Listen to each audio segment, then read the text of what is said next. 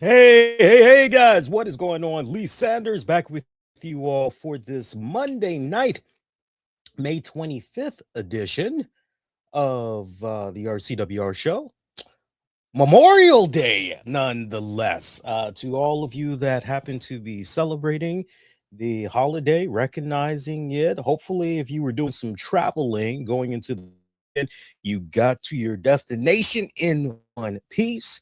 Definitely, I want to offer my particular thoughts. Shout out to everybody that currently is serving in the military, has served in the military. Thank you for the ultimate sacrifice that you made to fight the good fight and making sure that our freedoms and just the little things that we take for granted here in the United States. Really, thank you for your sacrifice because definitely not everybody is willing to do such a thing. So it is definitely a great time of reflection this day, this holiday, for those that serve in the military. So my Memorial Day weekend, not too shabby, honestly. We've been dealing with a lot of rain here for several days in the metropolitan area. I think this was day 4 or 5 that we were dealing with rain. The previous 4 days was really, really heavy, like a mofo. Going into today, it actually lightened up, I would say, just a little bit late morning. I would say just by about 11 in the morning. And afterwards, the sun actually came out for just a little bit. It got nice and warm, a little pleasant.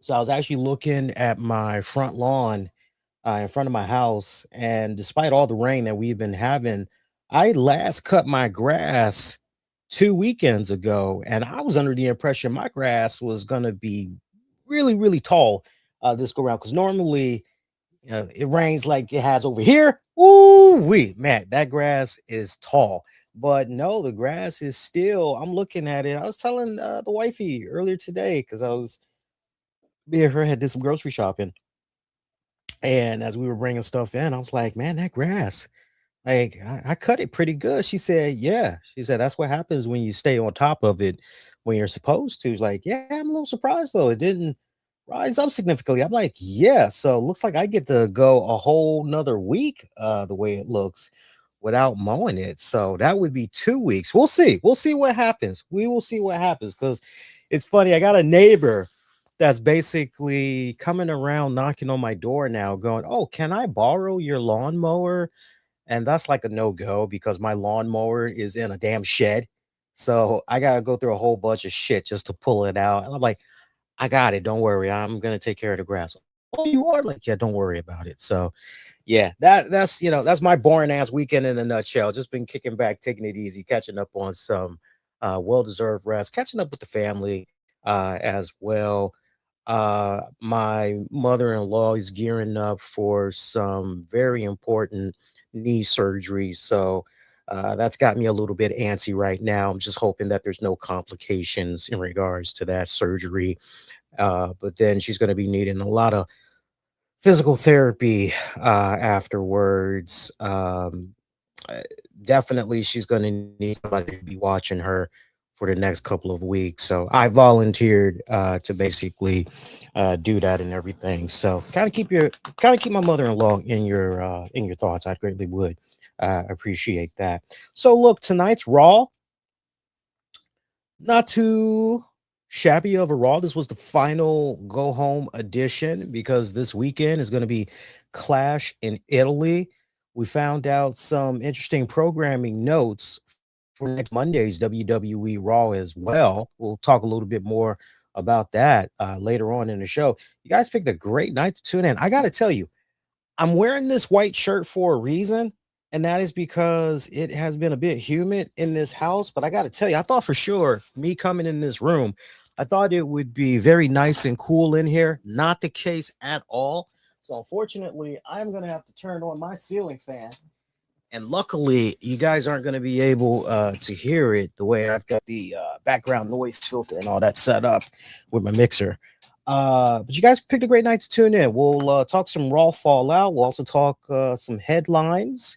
I know the big piece of news that's come about right now is what has happened with Ludwig Kaiser. Very unfortunate circumstances that's going on there with our boy. We'll definitely talk about that. Preview Clash in Italy as well. See what's going on with that card. I think we may get into predictions here on the show. We'll see how it goes as far as time and all that goes. All right. But yeah, let's get into it already. So look, tonight's WWE Raw. Uh Overall, I mean, I gotta say, I know we've got Jacob Fatu and Roman Reigns fighting in the main event, Clash in Italy. I'm looking forward to that rematch. Should be pretty damn good. I gotta say, however, tonight, the big contract signing between these two guys, don't get me wrong. The promo exchange between the two guys, I was eating that up. That was pretty good. I wish they could have gotten a little bit physical, but I understand at least the way they had it set up through Roman. Like, nah, we both signed this blood contract. We pretty much got to honor that contract. Now we can't touch each other until we get to Italy. So it is what it is.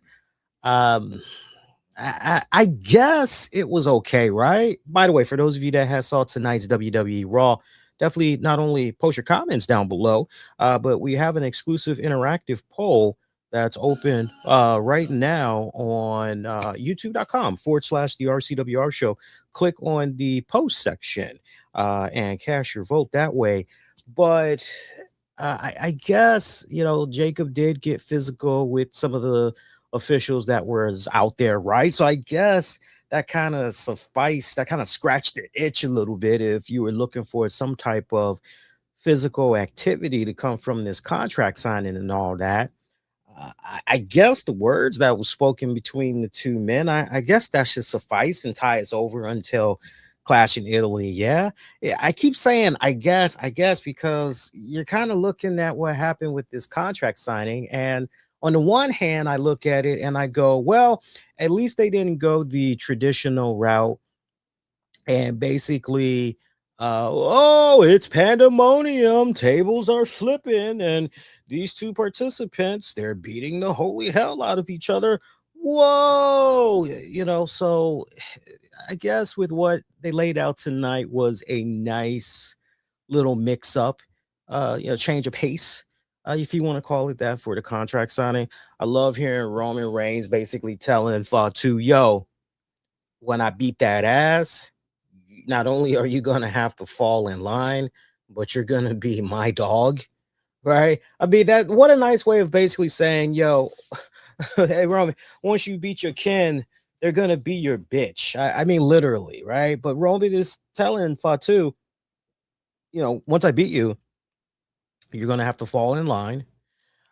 You will basically be serving me and you will learn to love and respect your tribal chief in due time.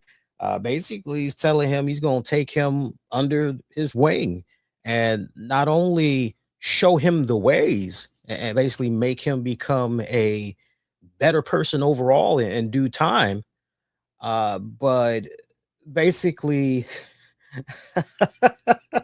I'm laughing because it's like I get where Robin is coming from. Robin is like, okay, so you want to hit me up with this match stipulation, right? Like, and it almost kind of reminds me of A Christmas Story when the little kid went from "I dare you" and he went to "I triple dog dare you." He just or "I quadruple dog dare you." He basically jumped a step there.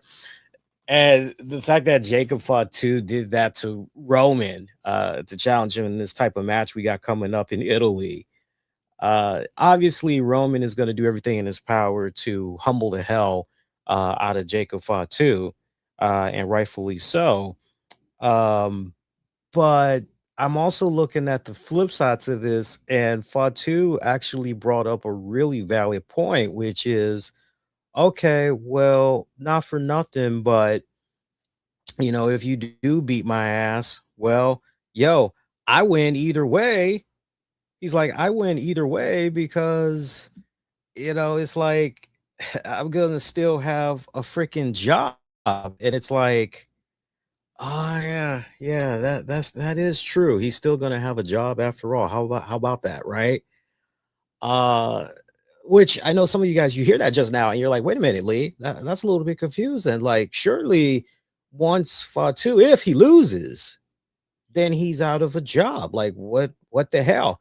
No, I thought that's what initially was going to happen, but no, Roman, I guess he's being a benevolent king, is not going to do away with his family like that. Kind of interesting, yeah. Hey, quick sidebar before we go any further in the show. I'm paying attention to the stream quality right now via StreamYard. I'm watching the stream as you guys are seeing it on YouTube. I don't know what's going on with the quality of the stream here. I hope I didn't mess around and accidentally play with a setting. Let me see if I might be able to do an adjustment on the fly real quick. I don't think I can. I'll try to see. I'm trying to see if I can somehow switch the quality here.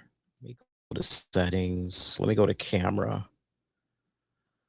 Yeah, okay, so it's not me. Just so you guys know, it's not me. I am showing that for the camera resolution and all that, we are streaming out in 1080p right now. So I don't have anything open on the applications front here, just the browser.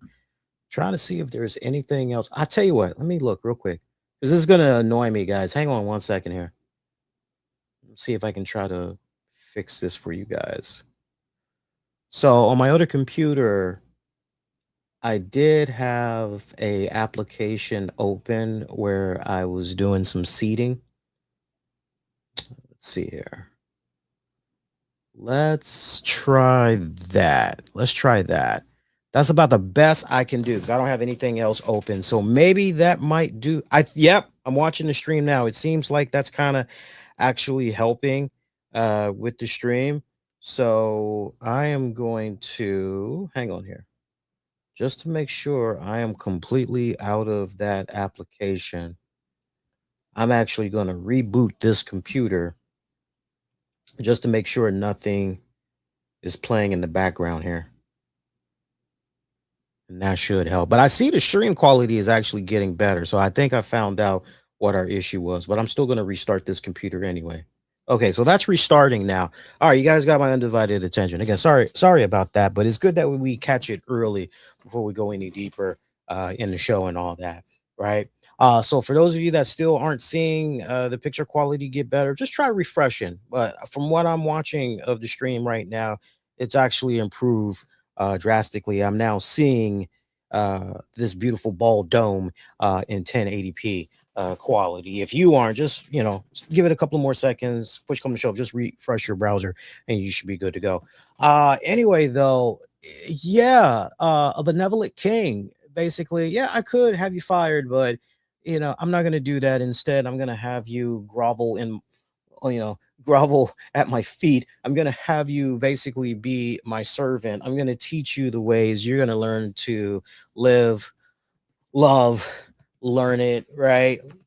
Live it, learn it, respect it, right? You're going to learn how to respect your tribal chief in good time and put some motherfucking respect on that name, basically. So I guess it was an okay way to pivot to their match clash in Italy this weekend.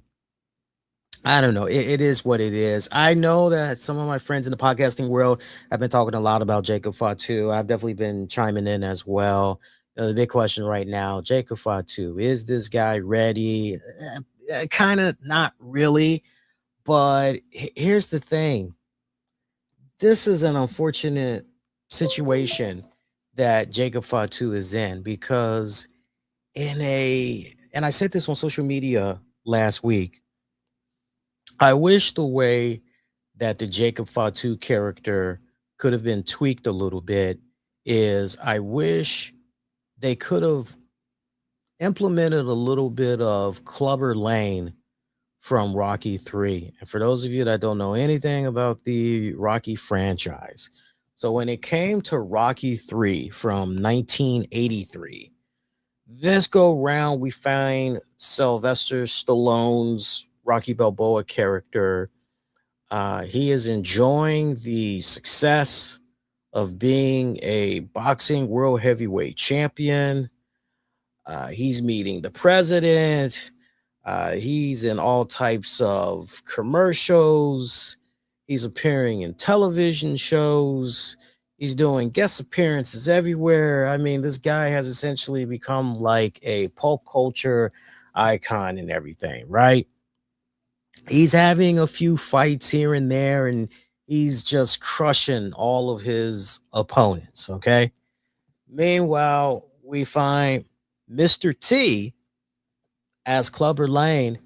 He is just going from the bottom and working his way to the top, and he is just whooping motherfuckers left and right, okay? To the point he becomes the number one contender, right? And for whatever respected reason, Rocky Balboa, Clubber Lane, the match ain't happening. That's because, as we learn later on, Mickey, Rocky's training partner, somewhat business partner, but mainly training partner. I'll say mainly training partner. Kind of a dad figure, head. Yeah, you guys would agree with that, right? To a certain degree. Turns out Mickey has been paying very close attention to Clubber Lane coming up the ranks and all that, and he's been trying to have uh, Rocky stay clear of this dude because it turns out the first fight that Rocky had against Apollo Creed, Rocky won, and then the second fight Rocky had against Apollo Creed and Rocky 2, it's definitely physically it took its toll on Balboa, right? So Mickey wasn't exactly fixing the fights, but he was finding weaker opponents that he knew Rocky should have no problem defeating. But he hasn't had a real challenge since the rematch with Apollo Creed, right? So that's it in a nutshell. And Clubber Lane is just doing everything, all the trash talking, just all of that. And eventually he's like, damn, how do I get this guy's attention? So he goes to a trophy ceremony, not a trophy, but a statue ceremony that's out in public that's being done for Rocky. And Rocky's very appreciative and all of that. And he takes that time to announce that he's thinking about retiring. And then that's when Clubber Lane comes in there, starts talking his mad trash, and basically in the end, he gets what he wants. He gets that rematch. Or no, sorry, not rematch, but it does happen much later on between those two. But no, he gets his match for the heavyweight championship there. And I'll pause right there because I don't want to, hopefully that kind of entices you a little bit. Maybe you want to check it out and all that. It's great, great fucking movie. So I'm looking at the Clubber Lane character, and I'm just kind of going, man, can we somehow kind of implement a little bit of this in the Jacob Fatu character here? Because, you know, I look at what happened with Backlash. Granted, Roman basically cheated to win. He kind of went a little heel like here. Okay. Well, I mean, let's call it for what it is. He kind of pulled a heel tactic here.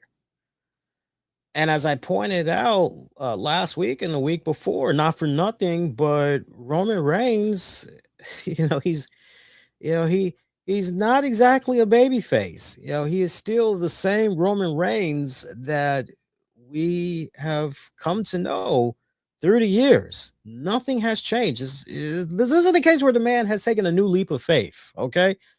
He's a new Roman Reigns. Hallelujah. He's seeing the light. Nah, that's not what's going on here. Okay. So we got Roman Reigns cheating to win. And obviously, that seed alone is enough to have Jacob fight his way into getting a rematch, which is what we got now. but I'm just not that confident going into Clash in Italy that we're going to see an upset. I'm just not that confident. And I don't know if WWE kind of overtipped their hand a little bit in the segment that they did with Jacob and Roman. It really makes you wonder, right? Because look, not for nothing, full context. Roman did say to Fatu that if Roman loses, then he's going to have to fall in line and support Jacob Fatu, be behind him. And I'm looking at that, I'm going, that would be a very interesting picture, wouldn't it? Talk about a way to really, truly build up this guy in Jacob Fatu. But I just don't know if WWE is going to pull the trigger on that. There's some things that I'm seeing with the Jacob Fatu character, and I just go, no, it's not quite working, and it's not quite working because of the creative writing. That's what it really boils down to for me, right? And it's not a case where, do I feel this guy is still a little bit too green in the WWE world? No, not at all. Not at all. I've been watching Jacob Fatu on the independents for a good little minute. So I know what the guy is capable of, right? And every opportunity that this dude's been given so far in the WWE, I mean, he's been crushing it and then some. So but no, it's really the character direction writing wise that there's just so many holes that you can just poke in this Jacob Fatu that it's just head scratching, quite honestly. So we'll talk some more about that match when we get into the preview for Clash in Italy this weekend. But that's my thoughts about that. Let's keep rocking and rolling. Let's talk some more. Some stuff from that happened from Monday Night Raw. If you hear me kind of fumbling with my words a little bit, it is unbearably hot, and I turned the ceiling fan on not that long ago. I got a nice, cool, refreshing beverage though, so maybe as we keep going, I'll get a little bit cooler and everything. Of course, we got to talk about one of the matches that's going to be happening at Clash in Italy. That big rematch between Oba Femi and Brock Lesnar. I am looking forward to that. And once again, ESPN, whichever, one or two, I don't know. I just know the ESPN regular channel or whatever, between one or two, they're going to be streaming the first hour of Clash in Italy yet again. I pray to God it's not Brock and Oba, but I just kind of feel like, nah, that's probably going to happen again. But fucking A, it is what it is. Paul Heyman opening up tonight's Monday Night Raw from Oklahoma. Good old Oklahoma. Love that crowd there in Oklahoma. Heyman not really talking uh, that long, as he pretty much was setting things up for a really solid Brock Lesnar video package that played for us. And I love that video package. It was funny, by the way, seeing so many people that were upset with Brock Lesnar's return last week, and also seeing some of my colleagues and friends in the podcasting world. Oh, this doesn't make sense. Like, I'm not making fun, but it's like, oh, this doesn't make sense. Brock Lesnar coming back and kicking the shit out of Oba Femi. This is stupid. What are they doing? They're not thinking at all. Like, this doesn't make any sense. And I'm kicking back and I'm going, come on, guys, you can't be that naive. You can't be that silly. Like, it writes itself. Brock Lesnar, he's licking his wounds, and this guy is literally going, no, fuck that. I'm not going out like that. Right. And then the other thing that I think a lot of people were kind of missing as well, Oba was starting to love his own farts. Okay. He was smelling them and he was enjoying them. Right. Because he beat Brock Lesnar and everything, and he was starting to get a big head. We talked about the way he operated for particularly last week. We talked about it right here on the show and all that. So, way for Brock Lesnar to essentially return. And yes, obviously Brock Lesnar was humbled by Oba at WrestleMania. But now we've seen how swollen of a head and storyline Oba was getting. And Brock basically came back and gave Oba a reality check, kind of humbled his ass a little bit and everything. I love the video package that Brock Lesnar did and everything tonight. Basically, Brock was like, congratulations, you beat my ass. I've had quite a few fights in my time. I never had quite the ass whooping that you gave me. You beat me so bad, it fucked with my head big time, right down to the point I retired. And then he said, "Look, I was retired, and then I said to myself, I can't go out like that." And so he's coming back for Oba at Clash in Italy. And basically, he promises that he is going to beat Oba Femi's ass as a retired Brock Lesnar. This is not a case where Brock Lesnar is looking to, one and then, keep on going. He's pretty much doing this match. And that's basically it. So I love the way that whole thing was set up. Love the sequencing that was used during that video package and everything. They set it up perfectly. It's sad that they kind of had to lay out the blueprint for folks that maybe were crapping on it. And I can still see it being a case where the usual suspects that were crapping on, this doesn't make sense. Brock Lesnar returning. This is stupid.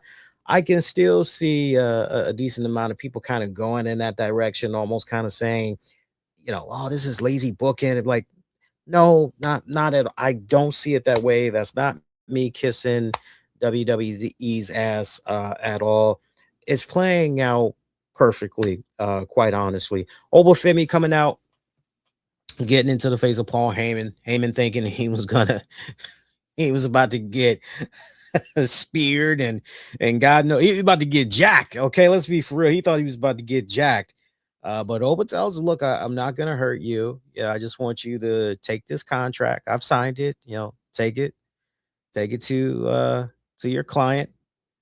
And he told him, he said, if Brock Lesnar says that, something inside him, has awakened, well, the four F5s that he did to me last week, what do you think that's done to me? What do you think that's awakened, huh?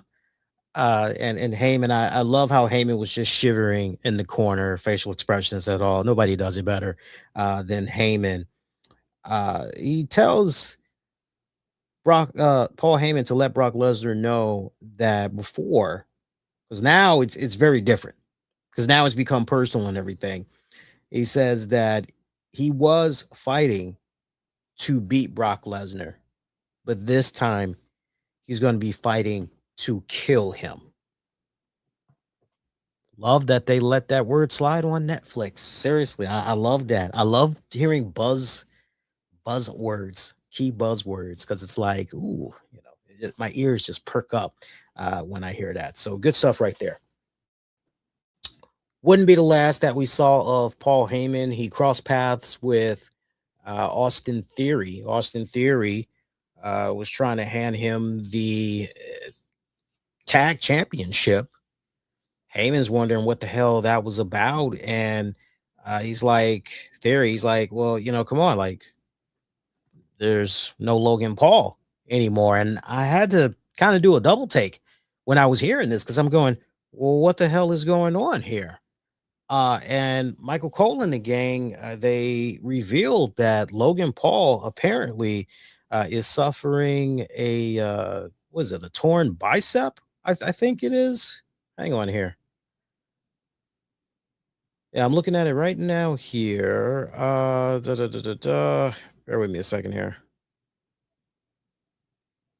Yeah, a torn tricep is what Logan Paul suffered at Saturday night's main event. And as a result of that, he's going to be out for several months. Can we just pause a second? I mean, we kind of like to go a little bit all over the place and everything. You longtime listeners should know by now. I don't like just doing a pure Raw recap. I like just going with the flow and all that. But can we just like take a pause? And I'm curious what my brothers and sisters in the podcasting world are thinking about this. Is it just me, or does it feel like this Vision stable is like cursed? It's cursed as fuck, and like maybe just maybe we kind of need to go in a different direction or something because it's really really weird. I mean, Braun Breaker has suffered the injury bug. This is twice now for I'm sorry, not Braun Breaker. I was thinking about Bronson Reed. Forgive me, folks. There's those B's mixed up. Bronson Reed got injured twice. Now, if I remember correctly, Bronson Reed, the first injury he got, he wasn't part of the Vision yet.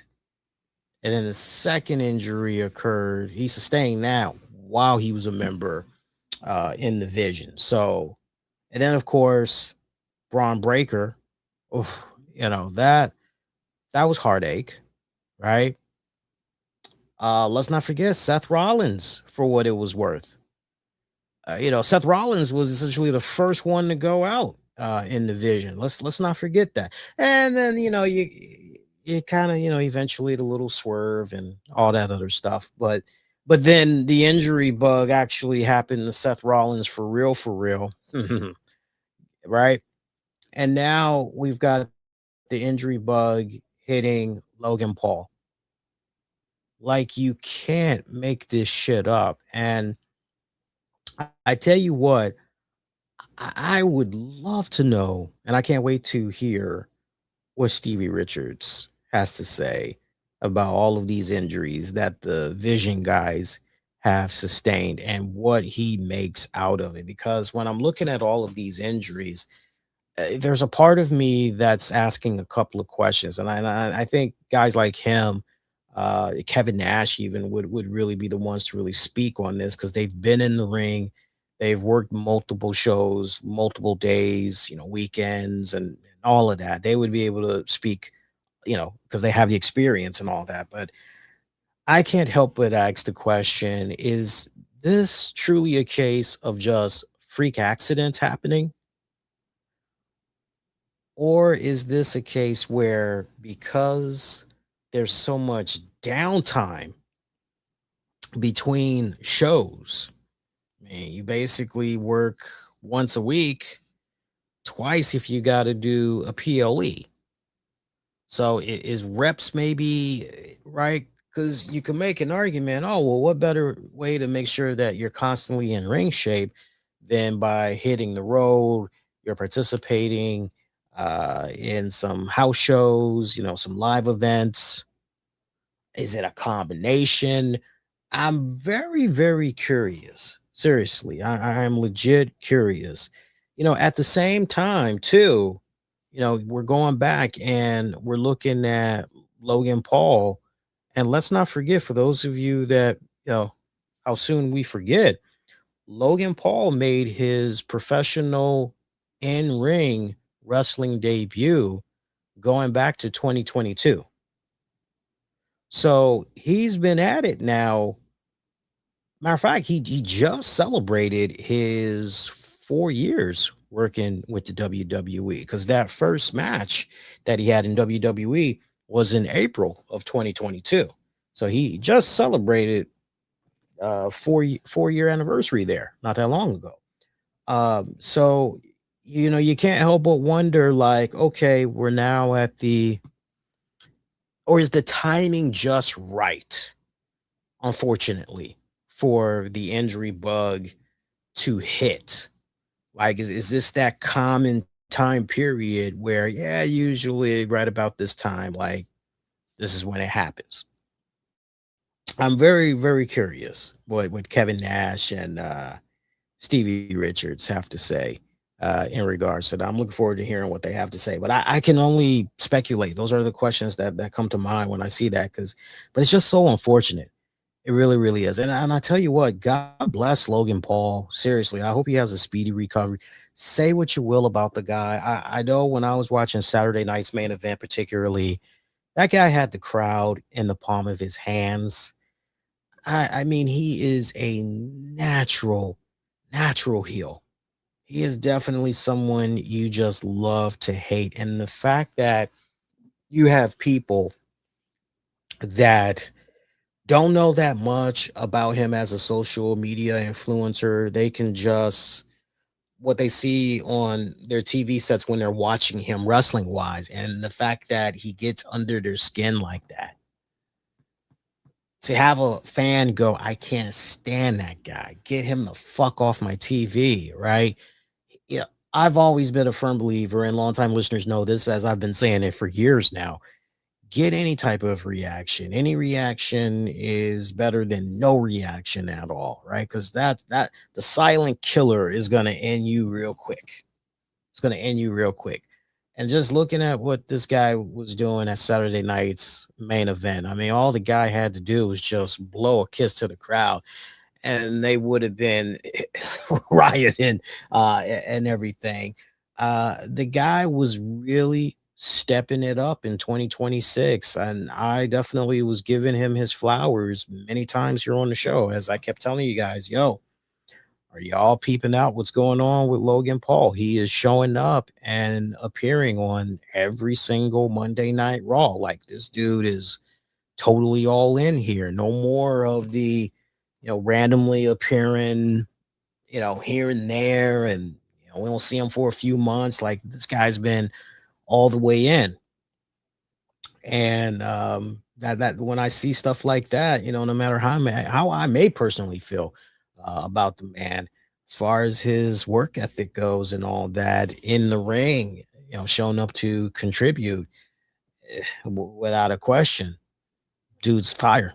Dude is on fire. He's on fucking point, right? So it's such a natural and everything.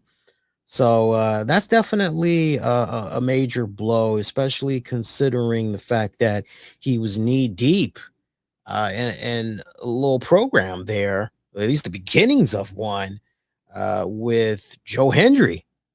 And let's not forget, Joe Hendry came up to the Monday Night Raw roster not that long ago, and he's still kind of, relatively in limbo a little bit there. So, um, Heyman giving Austin Theory the pep talk and saying, look, when I created the vision, as far as winning the tag titles goes, I always envisioned that the vision it would be mix and match. Like any of you guys would be defending the tag titles. So you're going to continue to hold on to that. Your tag partner is going to be Braun Breaker. So, but let's not forget how we got here. You need to keep that in mind, and maybe you need to go let a certain person feel that rage you're feeling right now, right? Basically, Heyman saying, look, go find them sons of bitches, right? Go find Joe Hendry. Sure enough, Joe Hendry just got done doing a little concert after a commercial break. And then we see Austin Theory go upside his back with a steel chair, followed it up with a steel chair, I think to the head. Because I remember at one point, Joe Hendry, part of his body was outside the bottom rope slash apron around a steel post corner, and Theory slammed the chair. So that was a nice little spot right there.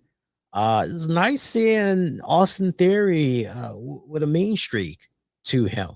I gotta say, I looked at that, nod in my head, going, "Okay, give me a little more. Give me a little more of this Austin Theory here." And you know what? Be careful what you wish for, because he made his presence felt yet again. What was it in the Seth Rollins Montez Ford matchup? So we knew it was going to be a matter of time before Montez and Rollins locked it up.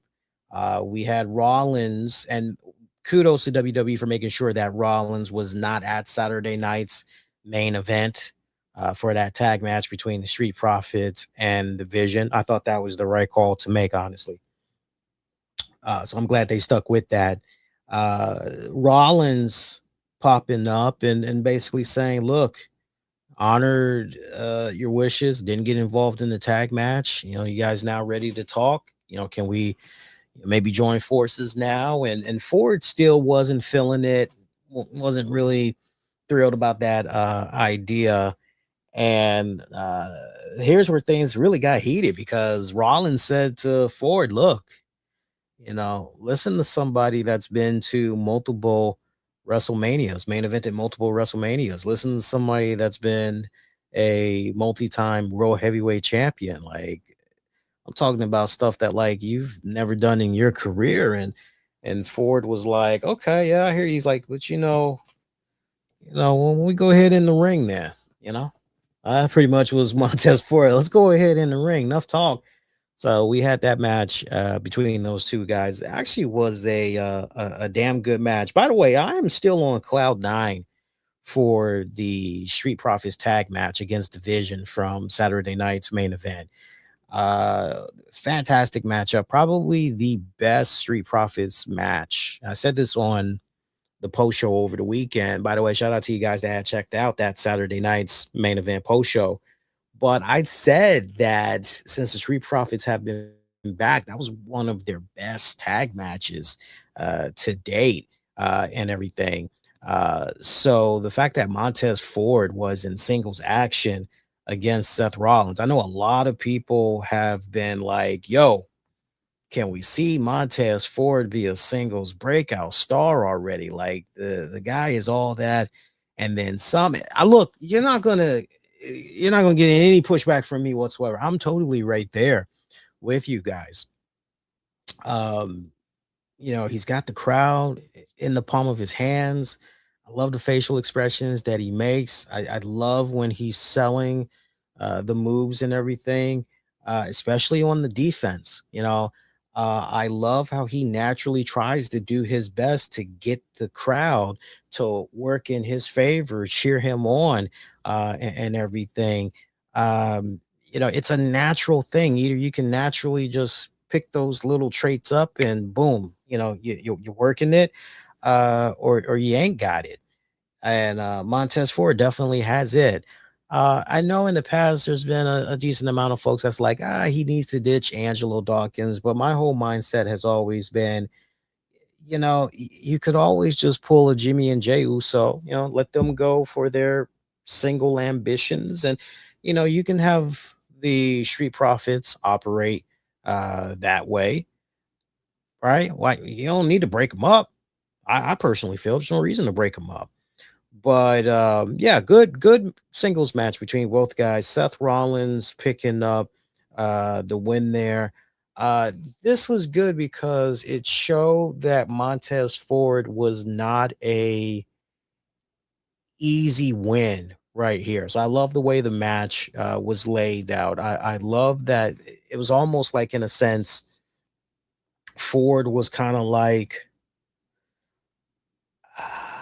I don't want to say an equal to Rollins here, right? Because when you look at the accomplishments, that's where things get a little bit lopsided and all that. But he definitely gave Seth Rollins a run for his money, right? Definitely, it's a case where you're looking at this, and it's like, okay, if you're Seth Rollins, you're looking at this match afterwards, and you're going, okay, I kind of underestimated Montez Ford here a bit. That's my bad. Like, now I know what this guy is capable of. Like, you know what? This guy, enough discipline and really dedicates himself. This guy could definitely be a future Intercontinental champion. This guy could definitely be a future World Heavyweight champion, right? So these two had a really good match, which I hope isn't a surprise to people because we've seen enough footage of Montez Ford to know what the guy is capable of, not just as a singles competitor, but as a tag guy. And we already know how beautifully gifted Ford is, and everything. So Rollins, Ford, damn good synergy between these two guys. Post match, we see Angelo Dawkins. Turns out he is trying to fight with Austin Theory. Apparently, they were brawling in the back, and I guess Dawkins came out. I guess he was trying to warn Rollins and Ford, but then somehow Theory goes upside the back of Dawkins, lays him out, and then we saw the worst, lamest chair shot to the head. It was clear as day the chair did not hit the head at all. And they had the audacity after a commercial break to show replay footage again. And I was hoping, I had my fingers crossed going, please, please, please let them go ahead and show a different angle because the first angle they show it's just bad. Nah, they went with the same angle again. I was not a fan of that whatsoever. It really had me going, man, are we even trying anymore? like like seriously, are we even trying? Wasn't a fan of that whatsoever. Um, by the way, I'm just going back to that whole Brock Lesnar thing. Brock Lesnar pulled a Mark Henry, didn't he? Gonna retire. Yeah, he pulled a fucking Mark Henry. Hilarious shit. So bunch of officials came out and including Adam Pierce, getting Austin Theory off of Dawkins. For those of you wondering what was going on with Rollins and Ford, physically they were spent, beating the shit out of each other. That they were laid out, exhausted in the ring when Dawkins was getting his ass beat there by Austin Theory. After a commercial break, we see Ford and Rollins. They're talking with Adam Pierce, trying to find out the status of Dawkins. Doesn't look good right now, but still early and everything. And it seems at this moment, whatever beef, whatever tensions was between Ford and Rollins, Ford gave Rollins an olive branch and said, "Look, we need to be there for him right now. Let's go check on him." And Rollins is like, "We," and he's like, "Yeah," like, okay. And Rollins tells Pierce, "Look, we got to put an end to this whole vision crap. Like, give me Braun Breaker. I don't care what you got to do. Give me Braun Breaker as soon as humanly possible." Now, could that happen as soon as Clash in Italy? I don't think so. I really, really don't think so. Nothing was announced on tonight's Raw. Nothing was announced on social media. And I'll give you guys the latest update of the card later on in the show when we get that opportunity. But there's that. And then Austin Theory yet again. I'd love seeing him later. Was it later on in the night? I'm trying to think if it was later on in. I think it was later on in the night. He walked past Akira Tozawa, Maxine Dupree, and Otis. And he gave Maxine Dupree a nice little smile and a head nod, but he looked on disgustingly at Otis and Akira. And I think it was Otis that said something along the lines of, you smell that? That smells bad. And Maxine's like, nah, nah, nah, you got it all wrong. He's just going through some stuff right now. And then she walks off. Otis and Akira are looking on like, what the hell is going on here? I love how we've just been continuing to plant these seeds with Maxine Dupree. Like, of all the Easter eggs that WWE has been giving us these past couple of months, they've given us quite a few different Easter eggs with certain superstars and all that. I've enjoyed the most with Maxine Dupree. They've really been milking that one for all it's worth and everything. Let's see. We had some solid in-ring action between Penta, who was defending his Intercontinental Championship against Javon Evans. Penta picking up the win there against Javon. Javon afterwards being a real sore loser. Penta ended up catching up with him backstage. Javon apologizing for, basically not shaking the champ's hand and all that good stuff, but tells him, "Hey, I will be back. You and me, we're gonna do this dance again for that championship." Penta saying, "Yeah, anytime you're ready, like come bring it." So that was pretty classy. So Penta's continuing to be on a really nice streak and everything. Quick sidebar, Javon Evans, by the way, I love some of the. I won't say it was trash talking, but I love some of the. He was extra chatty tonight in his match. There were certain moves that he was getting ready to do, and I remember at one point he was doing the Penta strut, little Penta dance and everything. And then he got in a cheap attack on Penta and he was getting ready to bounce off the ropes or whatever. And he said something along the lines of, "Nothing personal, G, just business." And I love that little bit of dialogue that he was doing throughout this matchup. The boys in this one, they let it all hang out for this one. I love this. Evans just continues to amaze me. The young man is at a certain level right now where he's fun to watch. He really is. He's very fun to watch, and I love how versatile the young man is. Whether you need him doing a whole bunch of speedster type of shit, almost kind of lucha libre ish to a certain degree, or you need him to do a technical job. I mean, we've really seen a lot out of him these past couple of weeks, so I'm loving it. Penta, in the meanwhile, his reign of dominance is continuing. This was a heck of a damn good fight. I love to see the Intercontinental Championship defended like this. I do kind of feel, however, just kind of going back to Saturday night's main event, be remiss if I didn't mention the fact that on Saturday night's main event, we got this awesome video package of all the individuals that have held that Intercontinental Championship and who all went on to greatness in becoming a world heavyweight champion or a multi-time world heavyweight champion, right? And we had the narration that was going on during that package where it was like, yo, you get that IC championship, like it's the second most important championship besides the world heavyweight championship. He's like, yeah. But then we have a main event that's for the tag titles.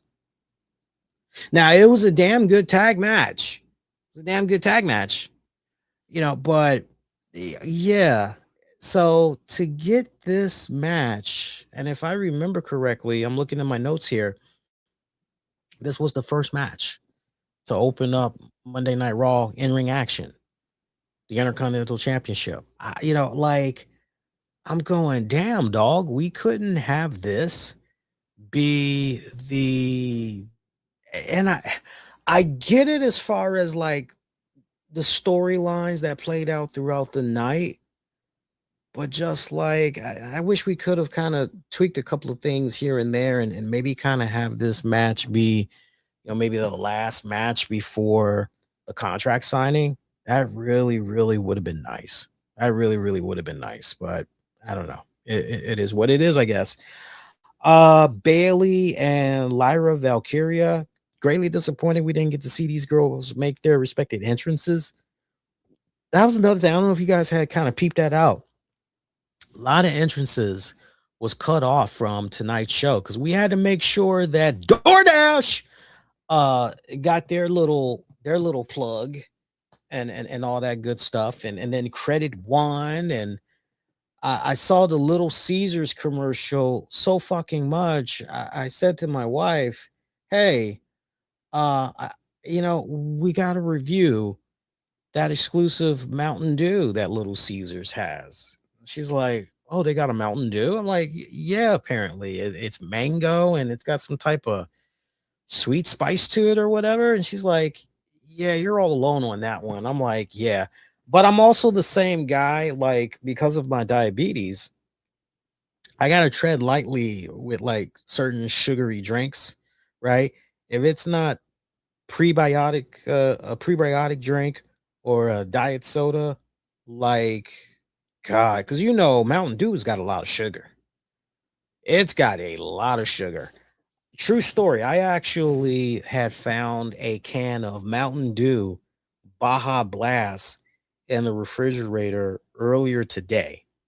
I was cleaning out the fridge and everything. I was, getting ready for later on when we went grocery shopping and all that.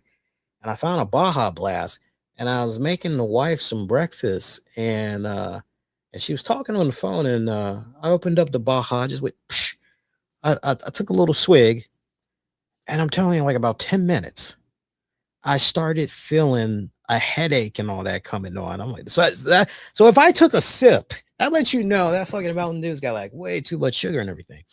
So I quickly gave it to her because she could chug them bitches like a champ and not have any issues. Luckily she, no diabetes, no issues. And I told her what happened afterwards, and she was like, "Yeah, it's good you gave me that Mountain Dew." I said, "Yeah." But when I was telling her about the new Mountain Dew exclusive at Little Caesars during this damn Raw commercial break or breaks, she was like, "You really don't need that." I was like, "But we got a review." She's like, "No, you don't. No, you don't. Just say no." It's like, "Really?" Like, "Yeah, just say no." I'm like, "Okay." Like, "Yeah, just say no." I'm like, "Okay." So I'm saying no. But the entrances were cut off. I was greatly disappointed by that. Like Penta, he got his entrance. Penta, he got his entrance. Javon Evans did not get his entrance. When we came back from a commercial break, Javon was actually stepping on the steel steps and was making his way into the ring. We got the beginning introductions for Judgment Day's Roxanne, Perez, and Raquel Rodriguez. We go to a commercial break. When we come back, Bayley, Lyra, they've pretty much like made their way to the ring basically. Seth Rollins, he got his full entrance. We come back. Montez Ford was like already making his way to the ring or whatever. So I mean, it's like pretty nerve wracking.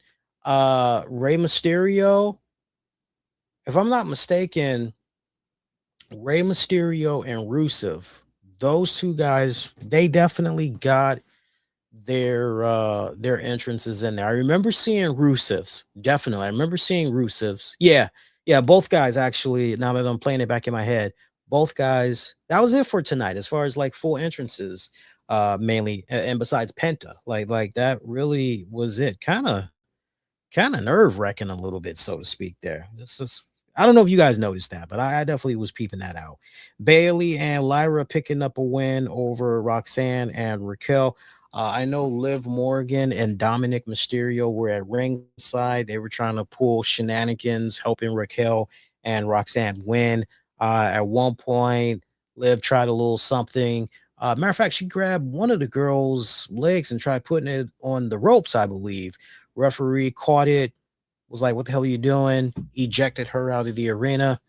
And then Dominic later on, he tried distracting the referee while tossing his mega championship belt in there, hoping that Roxanne would get it, which she did, but Bayley grabbed it too. So, like, both girls got it at the same time. And they're doing a tug of war with the belt. Roxanne ends up ripping it away from Bayley and just flew right into hitting Dom Mysterio with it inadvertently while he was still on the side apron. Lyra takes advantage, gets a roll up, and they get the victory. So I would imagine now these girls, like, maybe they can now slide into becoming actually, hang on. I'm trying to think. I'm thinking about who's the current women's tag champions. I would imagine now this kind of puts them in a position where they can maybe try to lay claim the bragging rights for being number one contenders. I have to wait and see how that plays out and all that. Always, I kind of get a smile on my face when I see Lyra. I don't get to see enough Lyra in action, and I'm really starting to come around on her. It's a telling tale when you enjoy the work of Lyra, even the promos. When you enjoy all that more compared to say a B Fab, or a Mishin, or a Jade Cargill, or a Julia. I know that's probably going to ruffle some feathers, but it is what it is. Beyond that, and we already talked about Montez Ford, Seth Rollins. We already talked about that. We didn't talk about Rey Mysterio, and Rusev. So interesting how this match had came about. So basically, Adam Pearce was backstage chatting it up with Rey Mysterio, congratulating him on being the new AAA general manager and everything. Penta earlier in the night approached Rey Mysterio, and they were going back and forth, having a nice little friendly chat. And Penta was like, "Yo, how cool would it be if the two of us had fought one another? I guess for the Intercontinental Championship." And Ray was like, "Yeah, fuck yeah, let's do it." So later on in the night, Adam Pearce, Ray, they're talking, they're brainstorming over that idea. They get interrupted by Ethan Page, and Ethan is pretty pissed off that Javon Evans just got handed Intercontinental Championship opportunity. Ethan Page wants a rematch. Pierce is like, "You got to earn a rematch." To that, Page goes, "Well, what the hell did Rey Mysterio do to earn? Like, how does that make sense?" Pierce is like, "Rey Mysterio is a Hall of Famer." And Rusev drops in. He's trying to find out what's going on. What's this talk about Intercontinental Championship? Page switches it up and tells Rusev how Rey Mysterio's jumping ahead of Rusev for a shot at the championship. Rusev doesn't think that's right.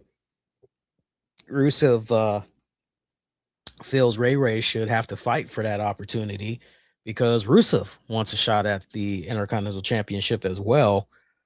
So that's how we get the instant Acme feud match here with Rey Mysterio and Rusev. Uh, Ray picking up the W here. Um, Jesus, isn't it remarkable how we've been watching Rey Mysterio since the days of WCW? I mean, just really stop and think about that.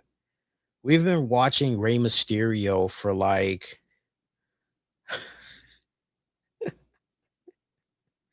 we've been watching Rey Mysterio like over 30 years. Okay. And dude can still fucking go. Like, but I knock on wood for this dude because I'm not gonna lie to you guys. Every time I see Rey Mysterio and he's getting ready to wrestle, I don't know about you guys. You guys have to sound off and let me know. Speaking of sounding off, if you haven't already, go vote on our YouTube interactive poll, youtube.com/, the RCWR show. Click on the post section. And when you click on that bad boy, you'll see our Raw interactive poll. Sound off. Let me know what you had thought about tonight's WWE Raw and everything. But like every time, and it's been this way for like probably the last, I think as long as we've been on the air, and we've been on the air now almost 15 years. I cringe every time I see Rey Mysterio wrestle. And I'm like literally always keeping my fingers crossed and I'm knocking on wood that like nothing happens to his damn knees because he has gone through so many knee injuries and surgeries. Like, it's amazing that this guy can still walk, like legit. I am not kidding with you guys, right? It's just amazing. And watching Ray tonight against Rusev, I was having flashbacks to the previous years, right? Like when Ray was kind of like first introduced to us in WWE. I still remember the vignettes for Ray too. Um, I remember how excited I was, and me and all my friends, we were so excited that Ray was finally coming to the WWE. We didn't think it was going to happen. and everything. And seeing him go up against the big man there in Rusev, it was good. It was damn good. Nice little case of David versus Goliath, so to speak, and everything. And Rusev, it's nice that he's kind of finding a little bone that he can nibble on here with this partnership with Ethan Page and all that. And he's kind of in the mix of this mid-card status that he's in. It's good. You're a Rusev fan, you're going, okay, at least the guy is getting some type of TV time and all that. Post-match, Rusev tried jumping on Ray. Dragon Lee comes out to try to balance the odds. Page comes in, he gets beaten up big time. Love the way Page was selling the beatdown too, man. I mean, he was flopping all over the place. I was loving it. Great selling by Ethan Page. Dragon Lee ended up doing a running flip dive, crashing into Page. Mysterio connects with the 619. I remember Dragon Lee doing a little something afterwards. Dragon Lee, Ray celebrating afterwards. Nice little spot. Nice little spot for what it was worth. Other than that, that pretty much was it for Monday Night Raw. I gotta say, compared to the Saturday night's main event from over the weekend, or as I'm now dubbing it, Saturday night's mediocre event. I enjoyed this Raw, especially given the fact that it was a Memorial Day episode edition of Monday Night Raw. I enjoyed this Raw so much better than what we got with the Saturday night's main event. I'm being totally candid with you because we got to start rethinking this whole Saturday night's main event thing. Like, I'm like this every match that is on that card for Saturday night's main event, it needs to actually feel like a fucking main event. We don't need no angle stuff. We don't need no squash. We don't need any of that. Like, it should be a big fight feel, especially when you're doing it on a weekend where a rival promotion is doing a pay-per-view. Like, you really need to go all balls out. I personally feel. That's just me. That's just me in my 2 cents from a distance. Solid show though. Great go home for Clash in Italy. Speaking of which, let's see how you guys had voted on the interactive poll, looking at the early votes that's coming in. And while I'm pulling up the early voting results, I do want to read to you guys the final results I'm seeing via YouTube for Saturday night's main event. Check this out. This is how you guys rated Saturday night's main event. I see 7% of you are staying in the middle with the show. Meanwhile, 40% of you gave the event a thumbs down, and 53% of you are giving Saturday night's main event a thumbs up. That's the top dog right now. Don't agree with what you just heard? You still have plenty of time. Anytime you want to, cast your vote, go ahead and do that. Meanwhile, early voting that's coming in for tonight's Monday Night Raw. 100% of the votes that's coming in. Early snapshot. I know it's going to be much different when we go into Tuesday afternoon, Tuesday evening.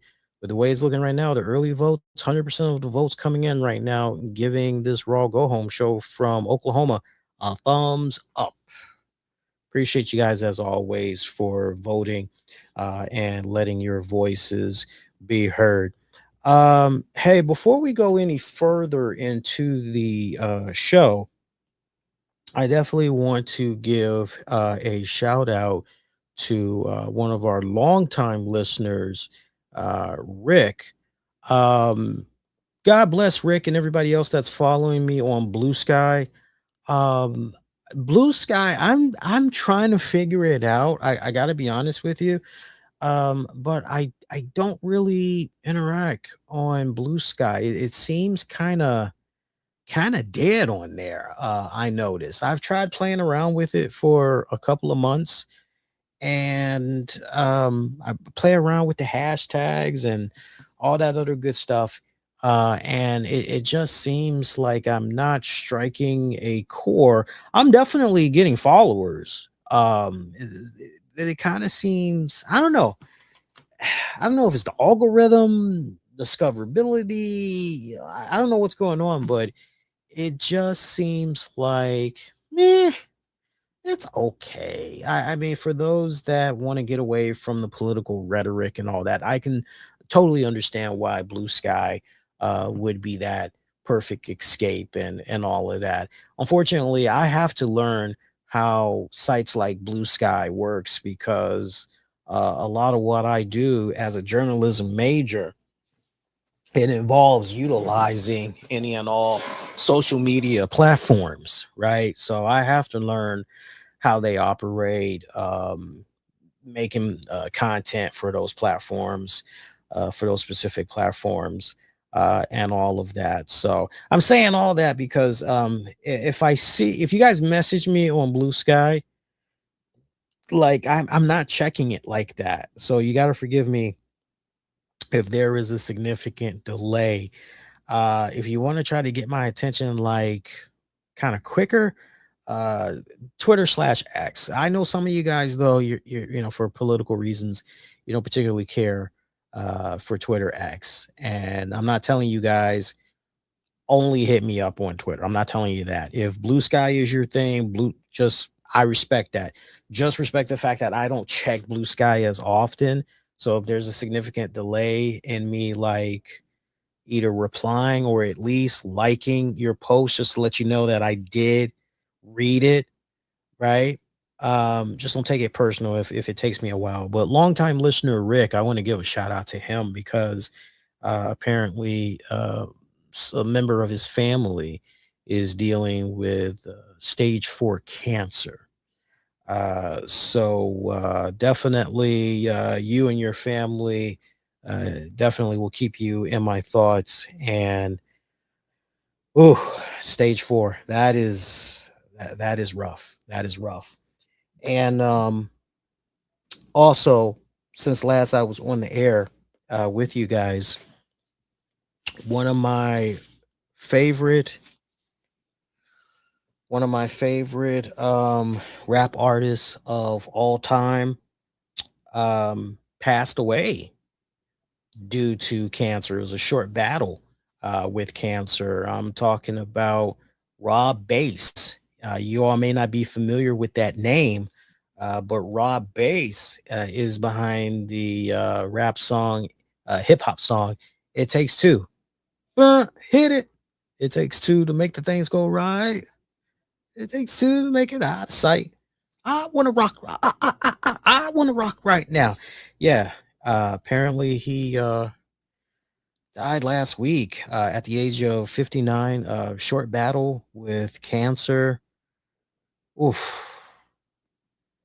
I was crushed when I heard that news because, and I'll tell you how I heard it, not long winded at all. How I ended up hearing about it, I was straightening up the bedroom and I was watering my plants.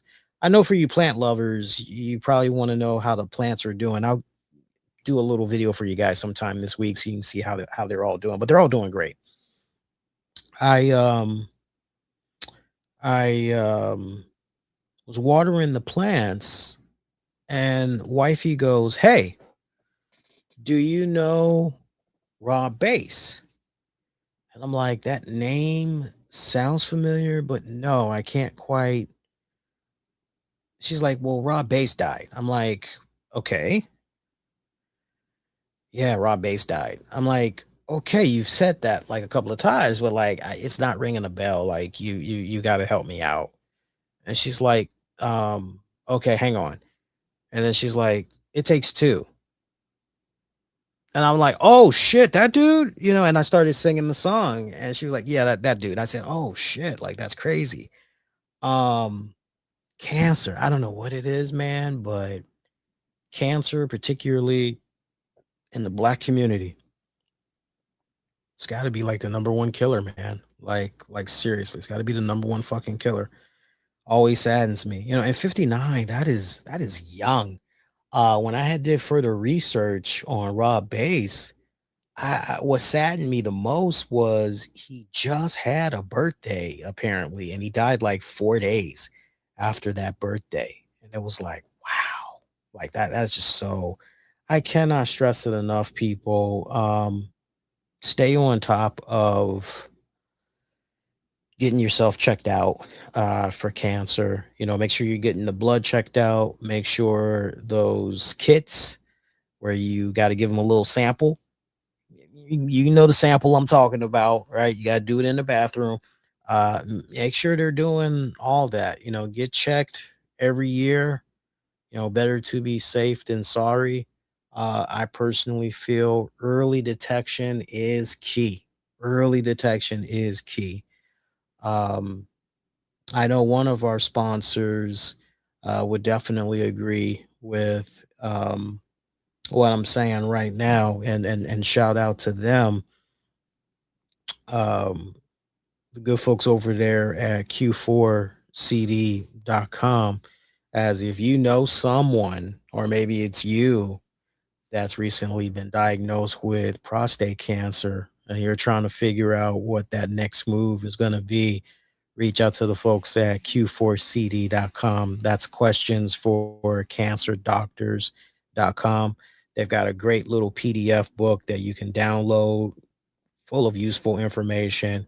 Even gives you information if you want to take it a step further and seek one on one consultation.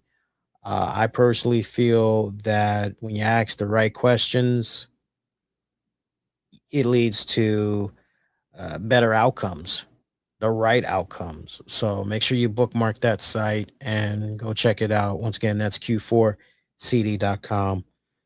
Little bit of a lighter note.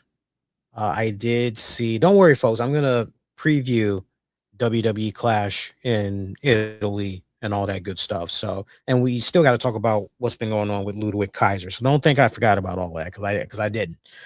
I did watch the series finale of the Stephen Colbert show. Kind of an interesting way to end a show. I gotta say, I'm gonna say something that's probably gonna be unpopular, not cool to say, but at the same time, I'm the type of person, if something is not my cup of tea, it's just not my cup of tea. It doesn't mean I hate XYZ. It just means it's not my cup of tea. I remember how sad I was when Late Night with David Letterman ended. I was very heartbroken. And when Stephen Colbert was named the new host, I said, well, I kind of already know what this guy is about because I've seen some of his stuff on The Daily Show. Uh, this is probably going to go more in a political direction. Uh, Whatever. I'll give him a chance. And I remember how, my friends and family, we were watching pretty much that first week. We all had compared notes and we were like, what do you think? What do you think? I'm like, it's okay. Not something to, see myself watching on a weekly basis or weeknight basis. No, I think I'm good. Right. And I definitely fell into that same camp. Now, some people will say, you're looking at the first year. If you clocked out after the first year, of course, you probably didn't really enjoy what you were saying. That was because he was trying to, he was still getting his feet wet. He was still breaking in, and he didn't really find the true identity of the show yet. Yada yada yada yada yada. But I would drop in like a couple of times a year, every year, and a lot of the stuff I was seeing, joke wise, it just wasn't clicking for me, right? A lot of the material I didn't quite find funny. That doesn't mean that he's not a funny man. It just didn't tickle my fanny. And I'm someone, before anybody, like, I'm someone that grew up on Richard Pryor, Eddie Murphy, Red Fox, Richard Lewis, George Carlin, Bill Burr, Bernie Mac, David Letterman, like Roseanne Barr. Like I know my comedy, right? I definitely know my comedy. It just Jon Stewart's even fucking funny as hell. Like he's brilliant too, right? But like whenever I watch Stephen Colbert's show, like maybe out of like 10 jokes that he would tell on that show, there would maybe be one or two that was like, okay, that was good. Everything else I didn't care for, right? That pretty much was it. So, um, I found myself to kind of be in that same position again when I was watching his final show. But I will admit, the interview with Paul McCartney, and I love the Beatles. The interview with Paul McCartney, that was great. I really, really enjoyed that. And not for nothing, but the fact that Paul McCartney, like, really stop and think about this because most people like have glanced over this.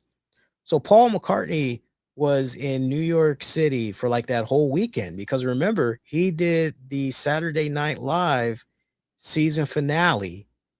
And then here you come out of that and then you go right into basically the final Stephen Colbert show, right? So that was kind of cool. I kind of got a little sad the way Stephen Colbert's show ended with the green little vortex just sucking the Ed Sullivan Theater and all of that, and is in a snow globe, and you hear Colbert calling his dog when his dog is sniffing the globe and all that. And that was kind of sad and everything. I did watch snippets of the public access TV show that Colbert did. I got to tell you guys, now that shit was funny. For you guys that don't know what I'm talking about, so Stephen Colbert, and there's been like some weird controversy that has come about with this show, unfortunately. Um, but basically, Stephen Colbert ended up doing this show called Only in Monroe on a public access station out in Michigan. He did it like a day after the final episode of his late show ended. And he had Jack White on there. Jack White was his music guy and his guests. One of them was like Eminem. I think maybe Jeff was it Jeff Bridges that was on there. But anyway, that shit was hilarious. You guys got to go out of your way. I enjoyed that so much. I'm looking at that and I'm going, this is fucking stupidly brilliant. And I was laughing at it because it reminded me a lot of Dr. Steve Brule on Adult Swim. What was that Cartoon Network? It kind of gave me the Tim and Eric vibe. I was loving this. This was really, really good.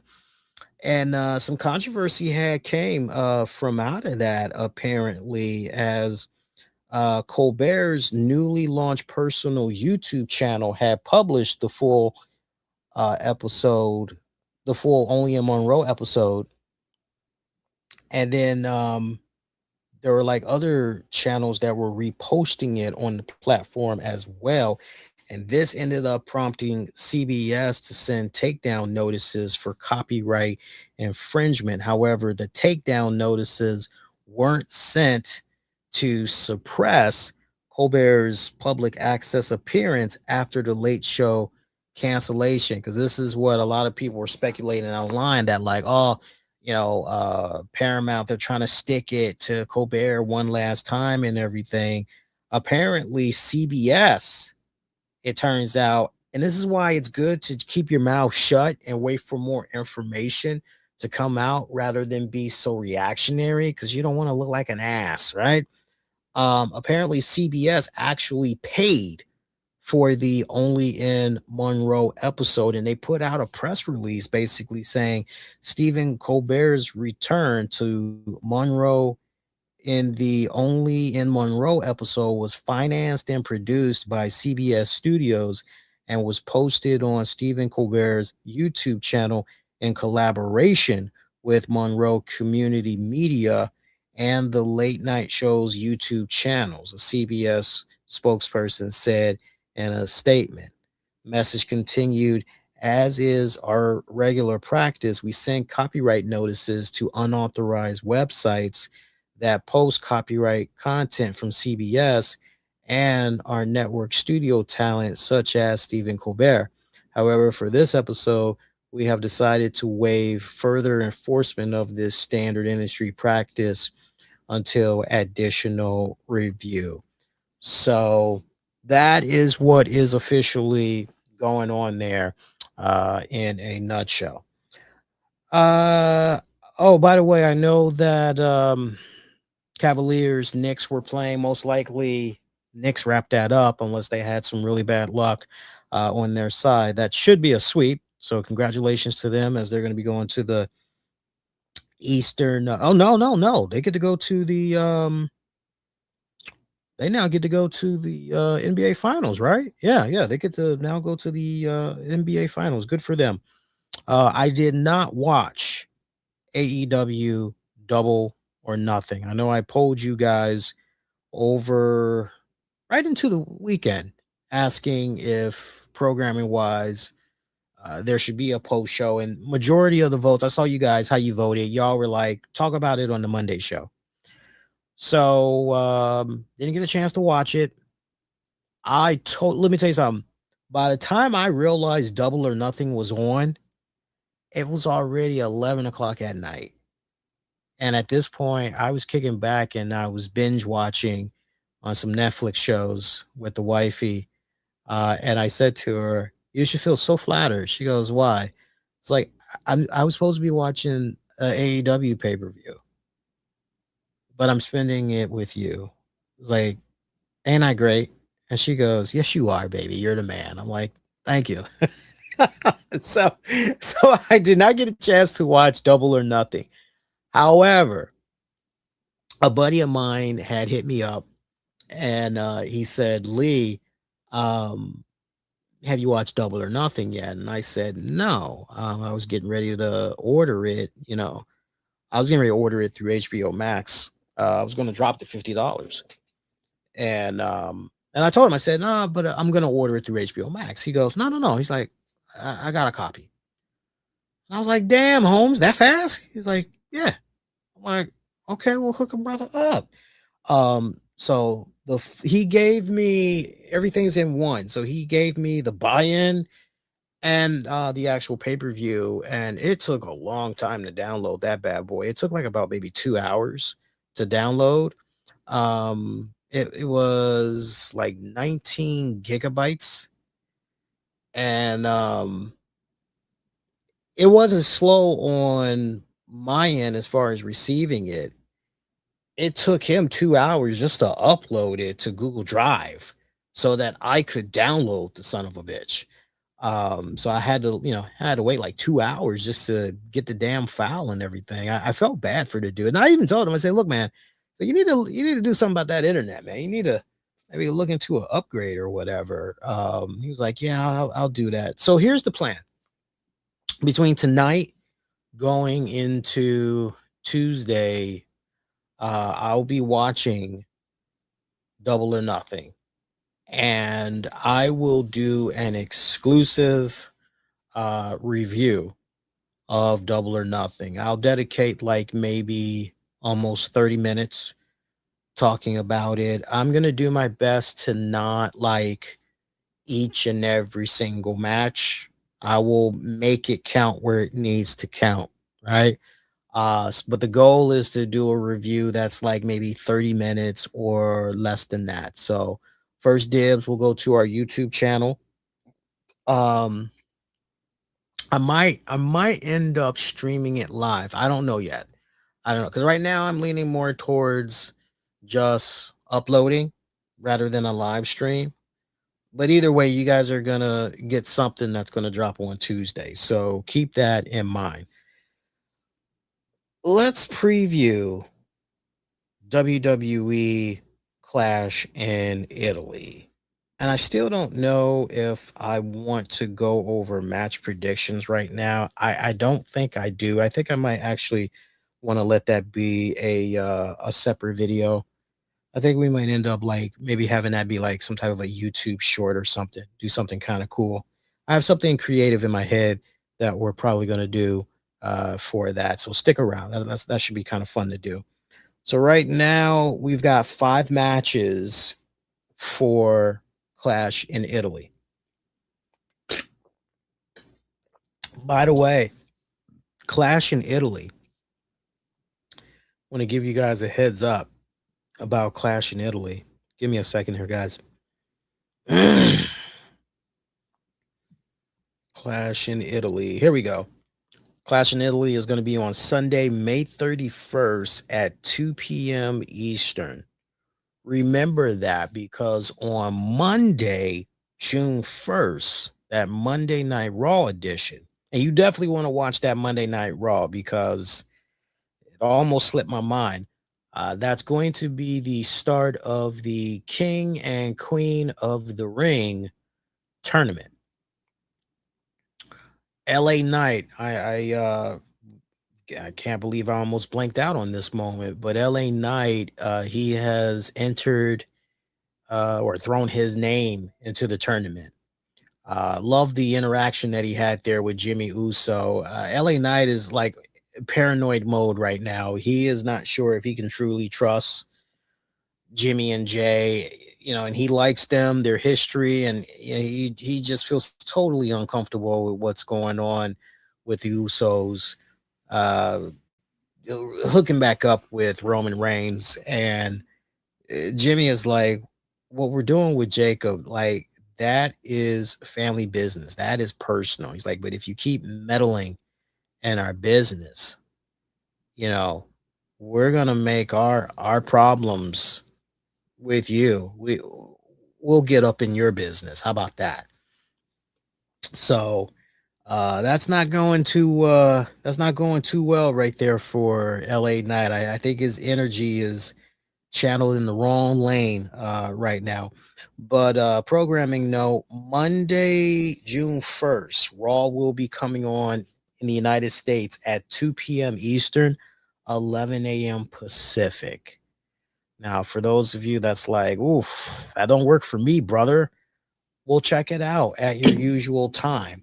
As far as like what that means for us, what we'll end up doing, honestly, I love the idea of getting a post show out the way and then enjoying the rest of the night. So I will be doing a live post show as soon as that event, that Raw event wraps up. So FYI. And so basically 2 nights, Sunday night, May 31st, and then Monday night, or Monday afternoon. I can't believe I said night. I'm so used to, right? You guys understand though. So Sunday, May 31st, after Clash in Italy goes off the air, and then Monday, June 1st, after WWE Raw goes off the air. I'm thinking we'll probably be on both days. We should be on the air like 4:15, 4:30 in the afternoon on the East Coast. You get your post shows. That's how we're going to be doing it. So make a mental note of that. Clash in Italy, though. This is how the card is looking right now. Oba Femi versus Brock Lesnar. Becky Lynch defending the Women's Intercontinental Championship against Sol Ruka. Roman Reigns defending the World Heavyweight Championship against Jacob Fatu in Tribal Combat. Rhea Ripley defends her Women's Championship against Jade Cargill, and Cody Rhodes defends the undisputed WWE Championship against Gunther. Yeah, I think we're going to end up getting into some predictions. Probably Wednesday. We'll go ahead and get into predictions. The kind of that way, if maybe one more match is going to be added, we'll be able to throw it in at that last little minute and everything. So, as far as wrestling news goes, it's been relatively quiet. Not really too much has been shaken since last I was on the air with you. Probably the biggest piece of news that's going on right now is the fact that Ludwig Kaiser ended up getting in trouble with the law down in Florida. I'm not sure if you guys had heard about this, or maybe you did hear about it. And by now you just want to know, like, my thoughts and, what I have to say about this and everything. Um, I gotta tell you, uh, this is some really, really weird shit what's going on here. I gotta tell you. So Kaiser, whose real name is Marcel Barthel, was arrested last Wednesday and charged with misdemeanor battery. He's since been released from jail. Apparently, he is accused of striking a gentleman at. Actually, I'm not going to call him a gentleman. I'm just going to say a man. Accused of striking a man at the Paramount on Lake Eloa Apartments in Orlando, Florida. And this man in question reportedly told police he'd been assaulted outside the elevator on the 12th floor around 6:30 in the evening after an unknown white man and female followed him into an elevator. He alleged the pair kissed in a manner he described as uncontrollably intimate. What the flying fuck does uncontrollably intimate mean? Um, it's funny because, like, when I hear that, like, the first thing, I don't know why, guys, you got to bear with me. Maybe it's just the fact that I'm an 80s child, but like, the first thing that popped in my head as soon as I read that to you guys, y'all remember the boy band Color Me Bad? You remember the scene that one of them had in the elevator, sex you up? Ooh, I wanna sex you up all night, make you feel all right.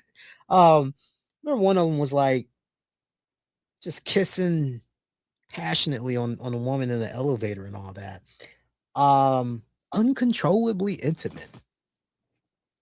Q Enzo Amore and his my consensual penis. Anyway. So Kaiser reportedly had been dating WWE host Andrea Lazzardi. Uncertain if the two are still a pair. This gentleman claims that he told the couple to please have some manners after exiting the elevator on the 12th floor, leading to this male, Ludwig Kaiser, to allegedly attack him. The man goes on to say to the police that Kaiser punched him multiple times and pushed him to the ground while threatening more violence. The responding police said he noticed a large fresh scratch on the back of this guy's head, along with redness in the region that indicated a recent physical altercation, per the affidavit. Officers viewed surveillance footage that showed a white man punching this dude outside the elevator at the time he mentioned, and eventually they identified Kaiser as the alleged assailant. This guy later picked out Kaiser from a group of 6 individuals, and police said the totality allowed them to establish probable cause for Kaiser's arrest. Kaiser, meanwhile, learned of the warrant for his arrest on May 19th while he was in Mexico, according to court documents, returned to Orlando the next day to turn himself in. Should note, guy's never been in trouble with the law ever. Document states that he has every intention to appearing at all required court appearances, but he filed a motion to allow him to, Kaiser that is, travel out the state and internationally, rightfully so. And as we know, this coming weekend, he's going to be involved in that match against Chad Gable, mask versus mask, for the AAA promotion. So that's pretty much where we are right now. Now, I know that there is a report that's floating around from, and I'll give credit where credit is due, from Raj Giri. I don't really want to get into the nitty gritty, the bolts and screws of what he's saying.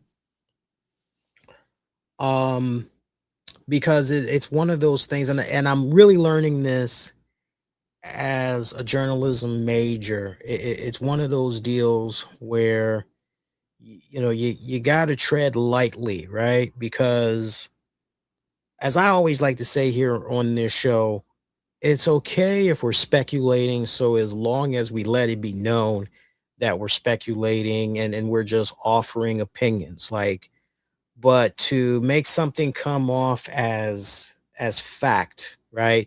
To make those opinions, to make that speculation, to make it come off as fact, that's where, phew, as far as misinformation, the spread of it, that's how we can just get into this whole ugly ass spill. And I don't want to go through all that.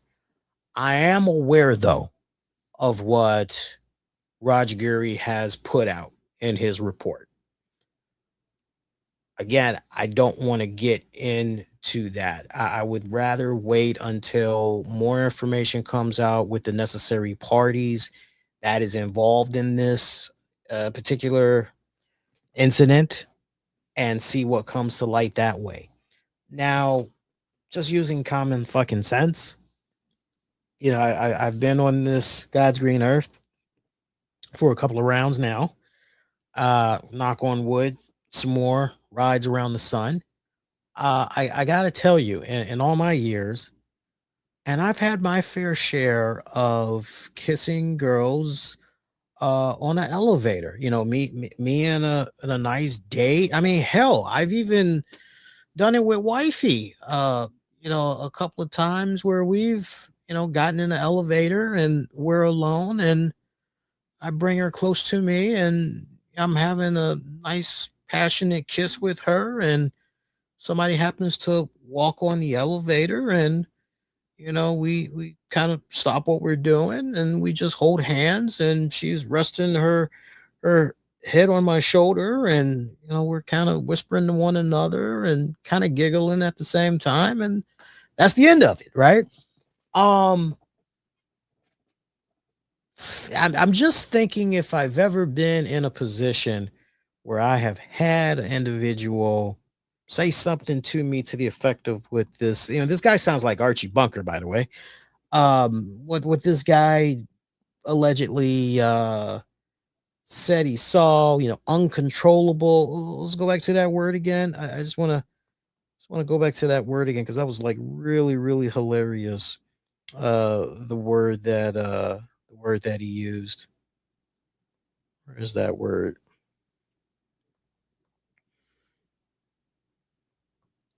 What was it? Uncontrollable kissing, uncontrollably intimate, or whatever. Um, no, I've never recalled. If anything, maybe I've gotten a haha, like, get a room, you two. Yeah, and there's like a laugh behind that. Not a nervous laugh or anything like that, but just right. 'Cause it was getting kind of hot and steamy in the elevator there. Um, that's just how you this is how your man Lee rolls, man. Lee, Lee loves the ladies, man. Um, that should not warrant getting your ass beat. It just, no. Now, unless Ludwig Kaiser is bipolar, he's on some different kind of medications or whatever. Unless it's something along those lines, you don't just, especially since you've never been in trouble with the law, like all of a sudden you just flip the fuck out.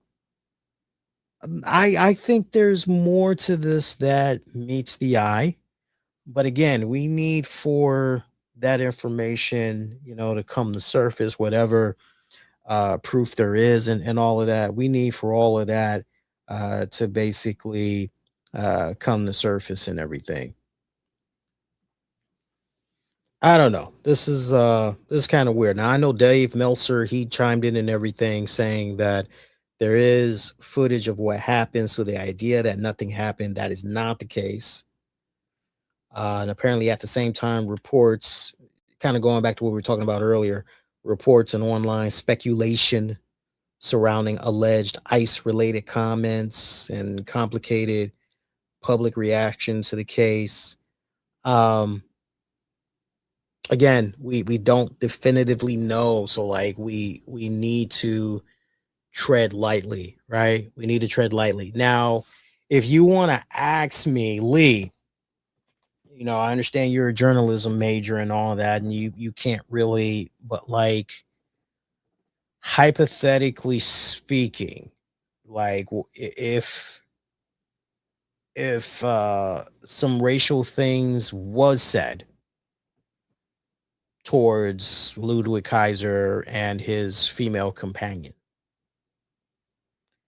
this is how I'm gonna just nip all that in the bud right now. Because I know people like to talk, they like to speculate and all that good stuff. Let's just deal with the facts. No matter what a person says to you, no matter how much it may sting, no matter how much it might rattle your head a little bit, and it's got you boiling angry to the point you want to knock a motherfucker out. In this day and age, you got to be careful. You got to be careful because you don't need that. You don't need that. Trust me, there used to be a time, boys and girls. There used to be a time where if you had an issue with somebody, you want to take this outside, and y'all would do your thing. That's it. You let your fist do the talking. Used to be that time. Those days are gone. Nowadays, if you are trying to defend your honor, your woman's honor, your mama, or whoever, there's a consequence to that because somebody's going to pick up the phone, call the police. And even if you felt you were justified in all of that, the fact that you put your hands on them first, you go to jail. And now you got a ding on file. Kaiser should know better. This guy's in his 30s. So he ain't no youngin'. He should know better. The right way, the correct way that this should have been handled is Kaiser, and because it turns out Kaiser, at least he lives at this apartment in question, because the police actually had to tag along with him on one of the times that he basically came back, picked up some property of his, and then left out and all that. Here's what you do. Here's the correct way to do it. You got a resident that's acting like that. You pull out your phone, video or whatever, you document them, and then you take that footage to the leasing office and you go, hey, what can you tell me about this particular resident? Because this resident, XYZ. And you try to see if maybe the leasing office could maybe work in your favor of sending out memos to all the residents saying, hey, please be mindful of each other, please try to respect each other. There was an incident that, please, going forward, you do something like that. Or you just quietly say to yourself, okay, you know what,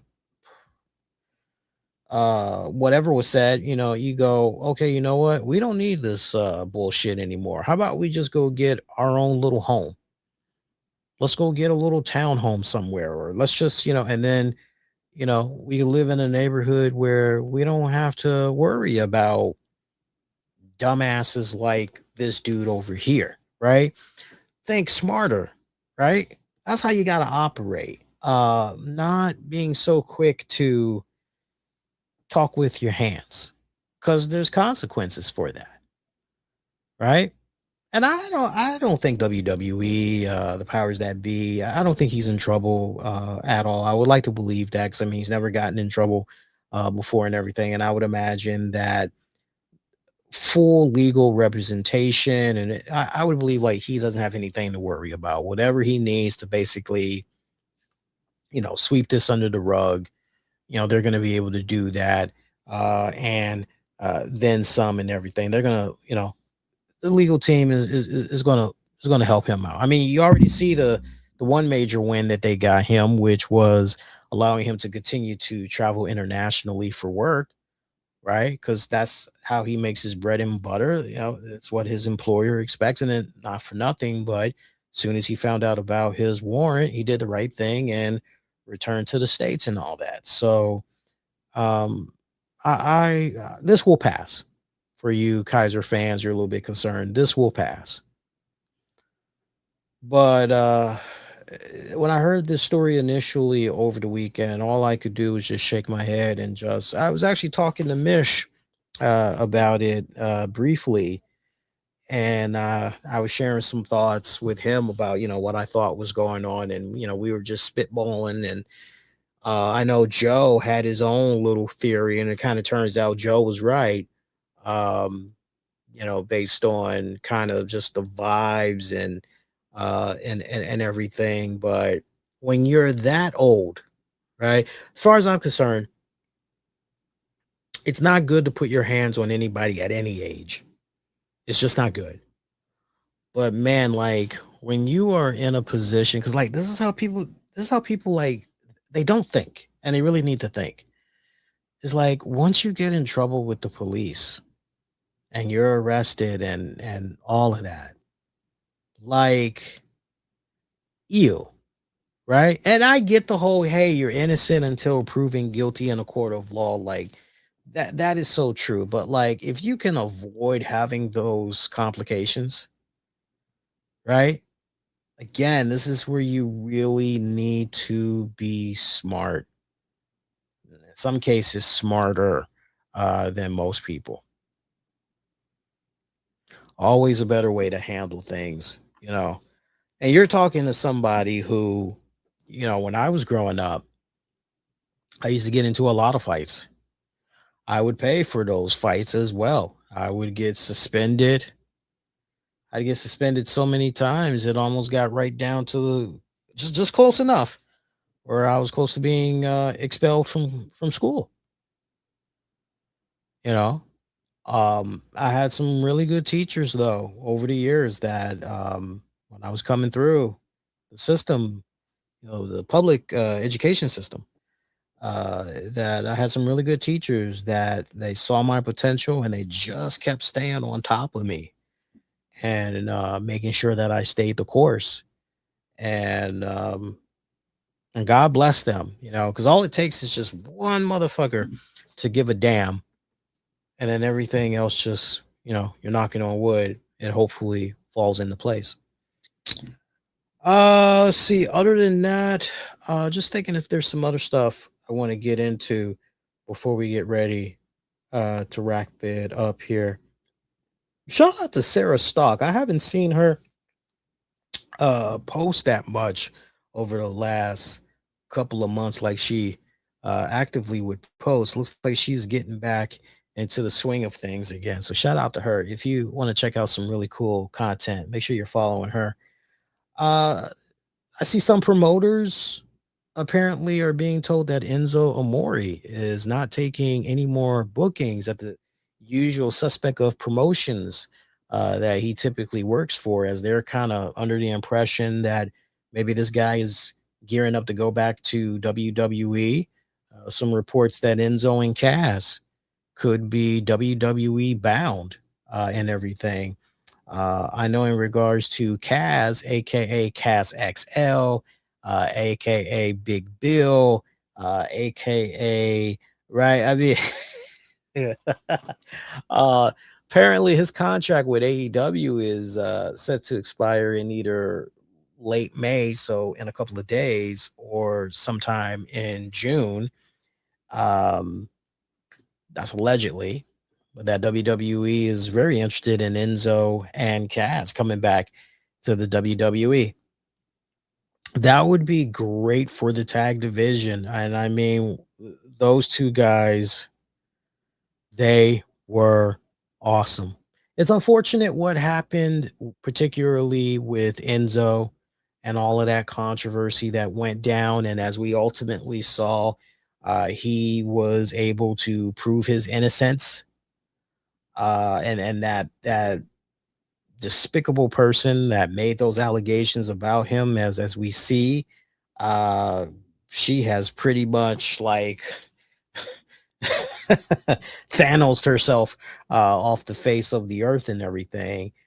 You would have thought that after everything that had happened with Enzo, once he was able to clear his name and all of that, you just would have thought WWE, not only would he have gotten like an apology and a at least, hey, you understand where we're coming from. We had to distance ourselves, and we've seen all these other people get opportunities. Looking at you, Hulk Hogan, um, and so many other Ric Flair. You just would have thought that Enzo would have been back like a long, long, long time ago, and unfortunately, it did not happen. I've seen a little bit of Enzo on the circuit through the years. Still in great shape, still a pretty good talker, all that good stuff. I know Kaz for a little bit, Big Bill. I know he went through a really bad period after he got let go by WWE. Uh, Headspace wasn't in the right game physically. I mean, he was out of it. He was out. He was going through some serious depression and some other shit. And the fact that he was able to turn his life around for the better. He's got a really good woman that's by his side. Really help keep his head clear, going in the right path. Sometimes you need that right partner, man, to really help keep you on the course and all that. So it's really good that he was able to turn his life around. I've always been a firm believer in second chances, right? Um, these two guys definitely deserve a chance to go back. And I still think about a lot of those fun times earlier,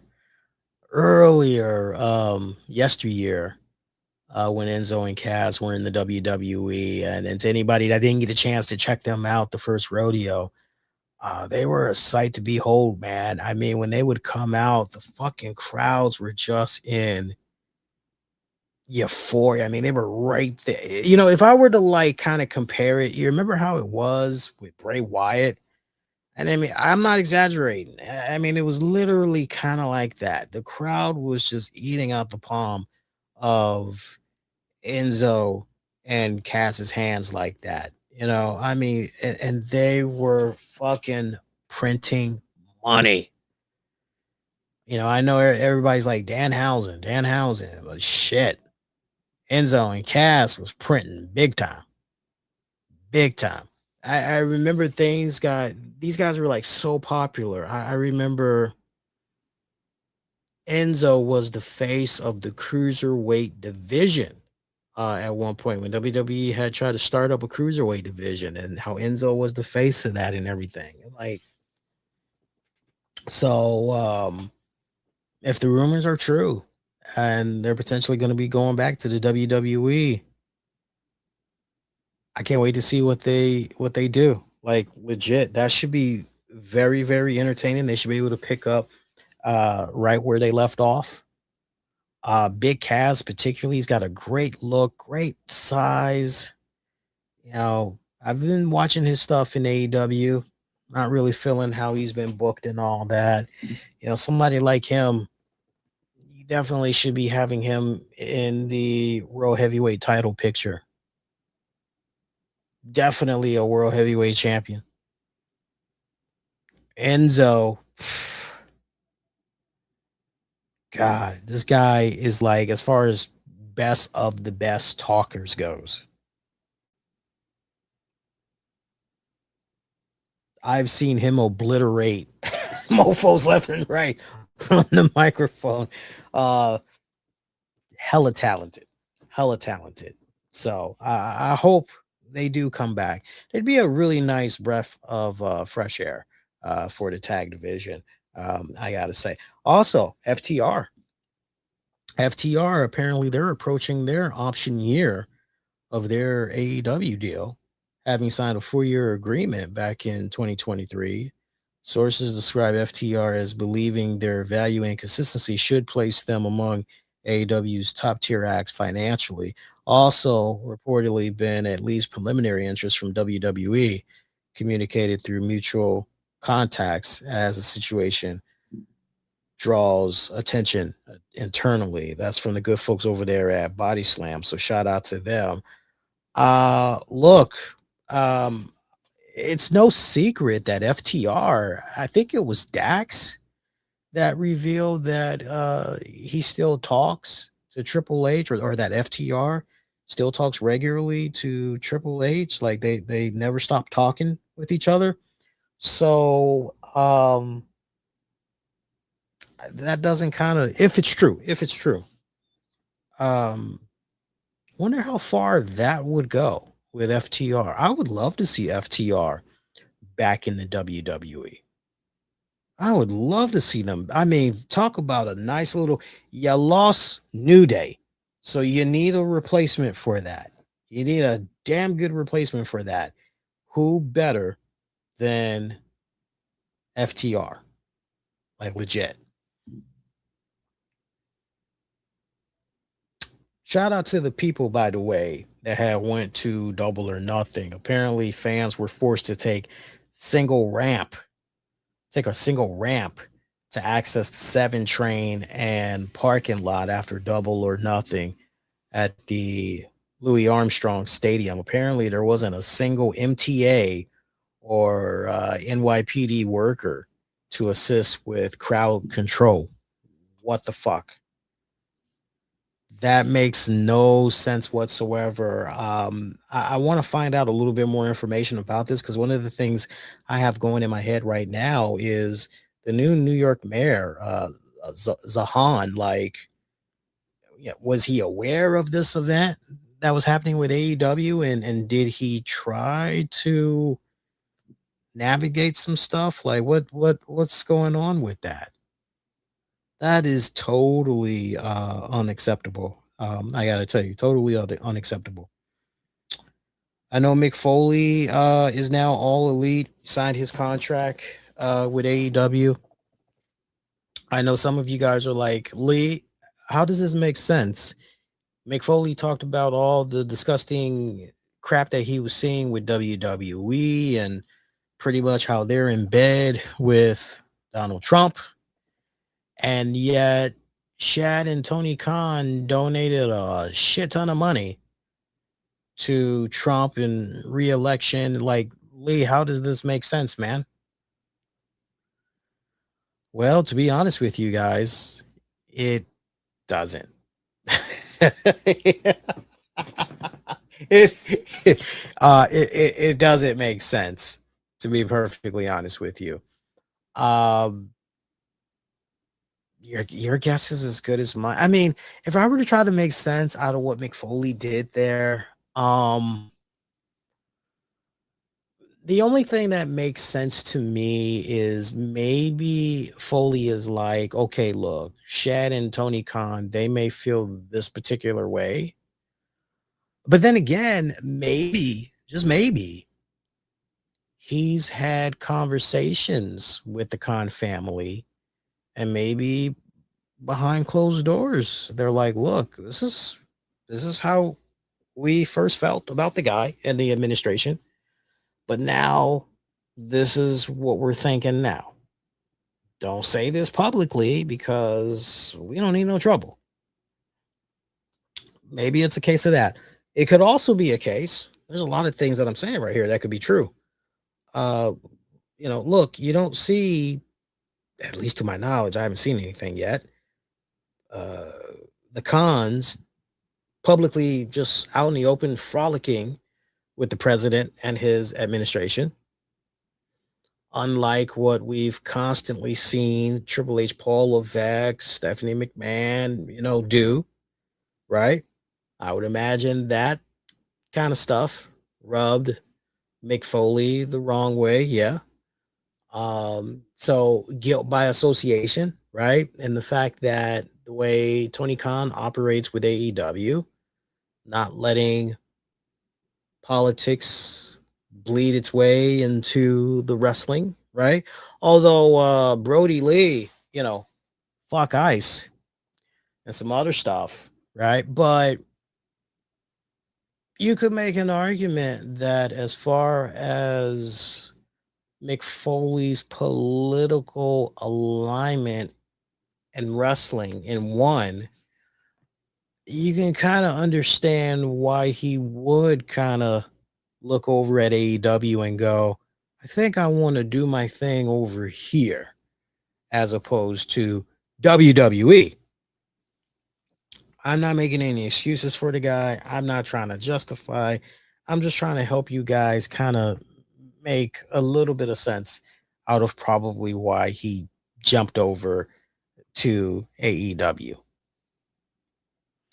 One thing that's very consistent, and we got to make sure that we don't take anything away from Mick Foley here.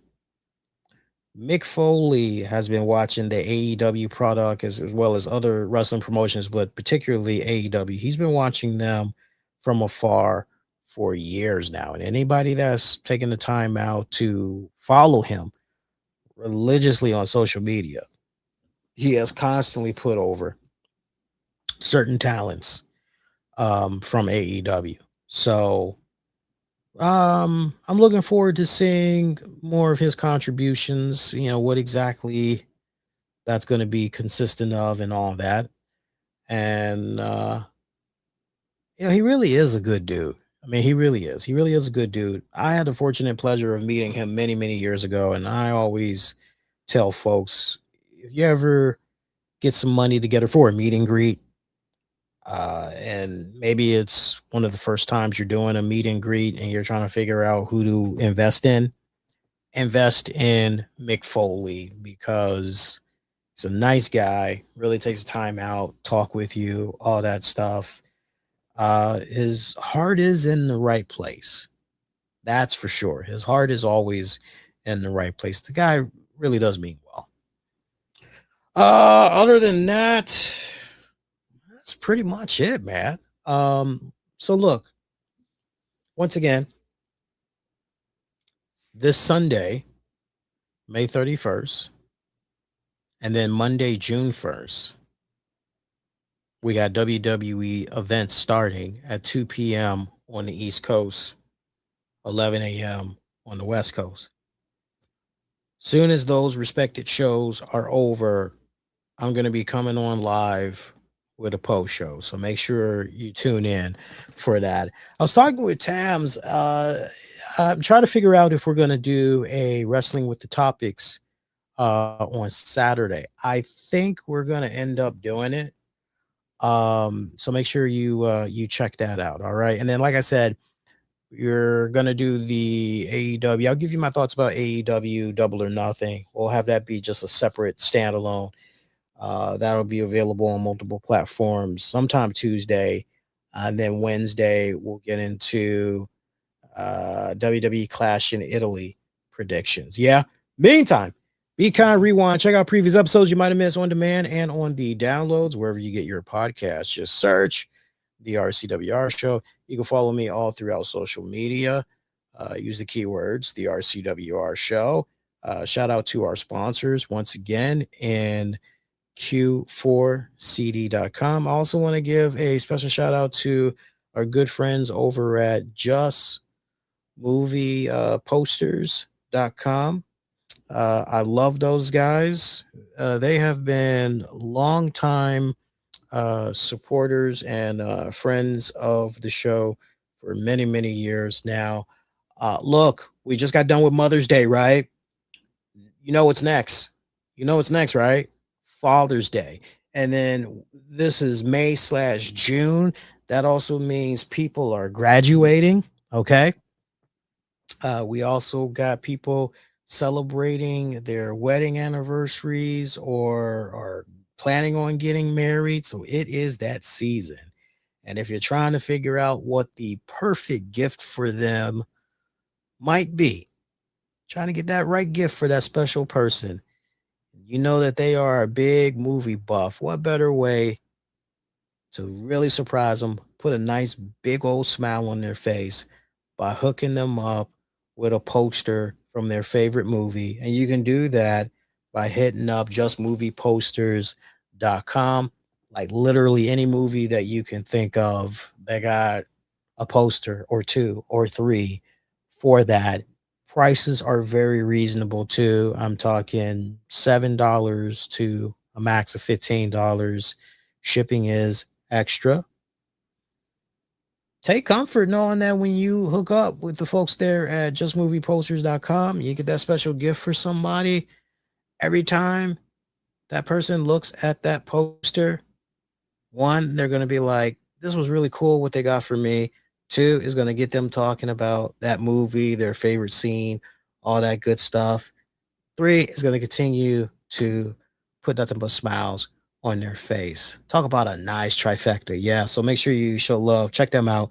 Justmovieposters.com. Speaking of graduation,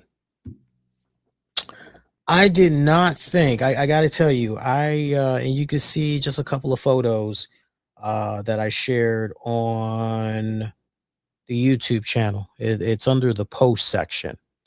I also shared a couple on Twitter. I want to set this up properly because I said I would talk more about it.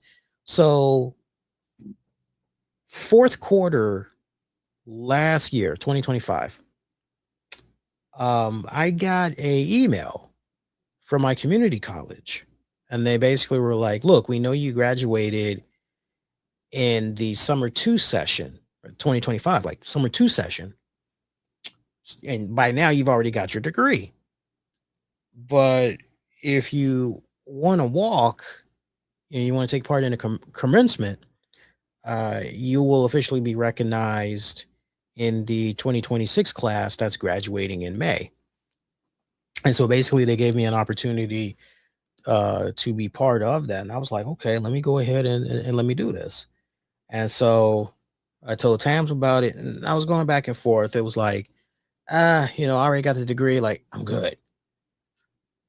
And then Tams was like, yeah, but this like a kind of like a once in a lifetime experience. Like your next one is obviously going to come from um the 4 year college that you transferred to, but like you worked really hard for that degree. You didn't just graduate, you graduated with honors. Why don't you let me and the rest of the family celebrate you? I'm like, nah, I'm good. And then you fast forward, and as I was getting ready to wrap up the second semester at the new school, I said, you know what? I wanna do this walk.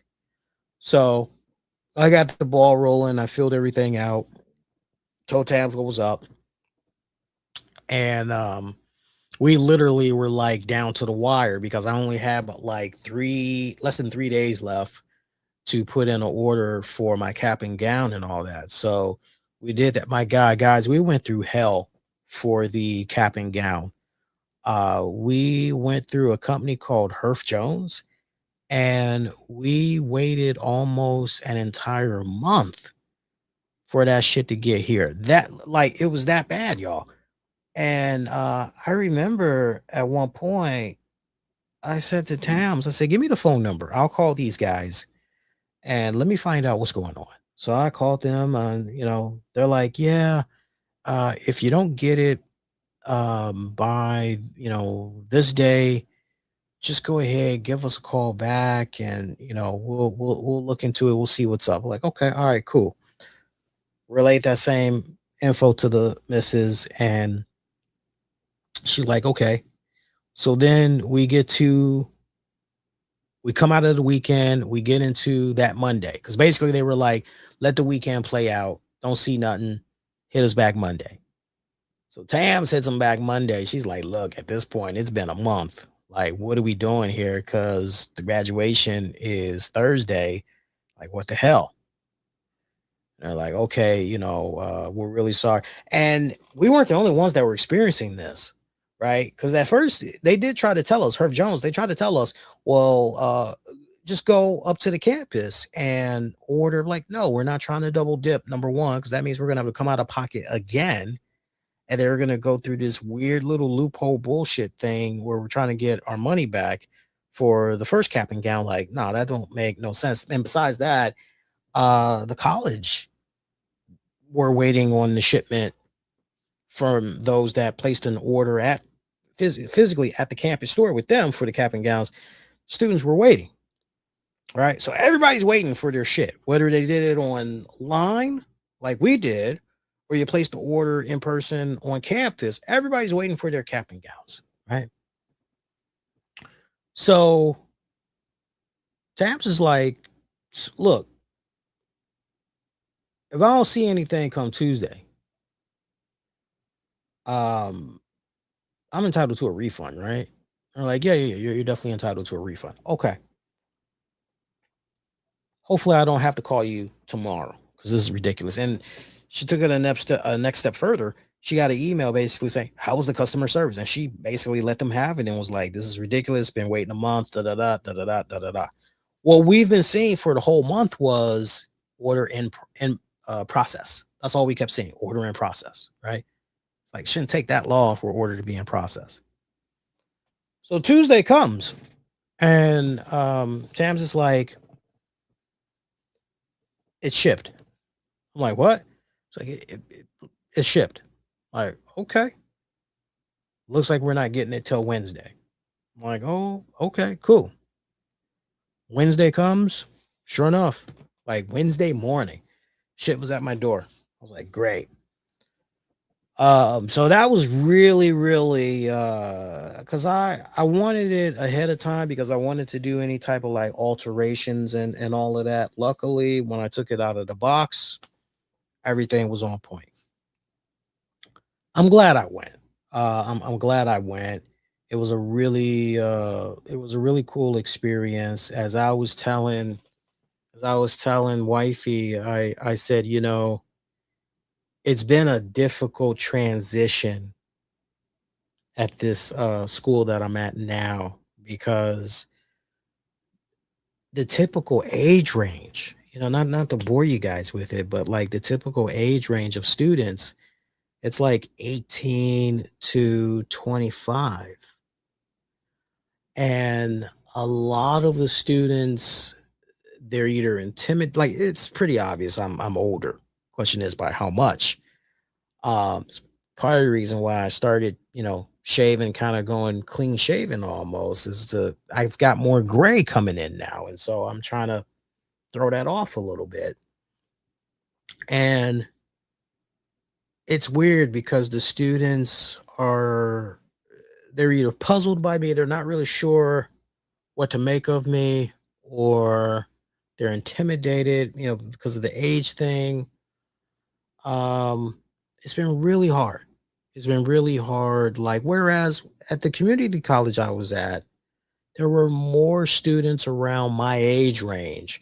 And so, and I think we all had kind of like that commonality, that thing that kind of binded us all together. It was like for most of us, it was like, hey, we did this journey at a time when the world was shut down and we had to figure out, okay, where do we see ourselves in the next 5 years, like career wise, and what do we want to do, and life goals, certain stages of where we're at. Like, we all connected, right? We're in the process of rebuilding ourselves, our career, or it was so, there was more, it's more sense of a community, a family, um, a great brotherhood and sisterhood all in one.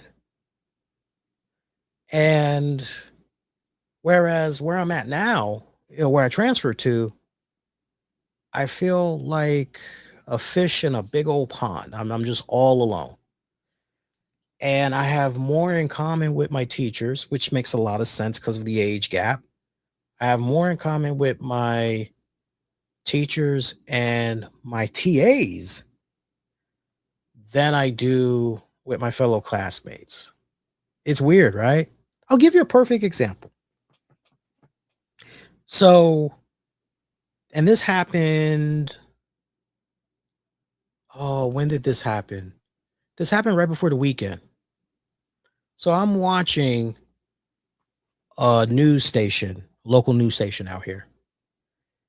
And I told you guys, hey, if you don't know about the viral video from Southeast DC Navy Yard where teens were beating the shit out of each other with wooden cheers at a Chipotle, go look up the video.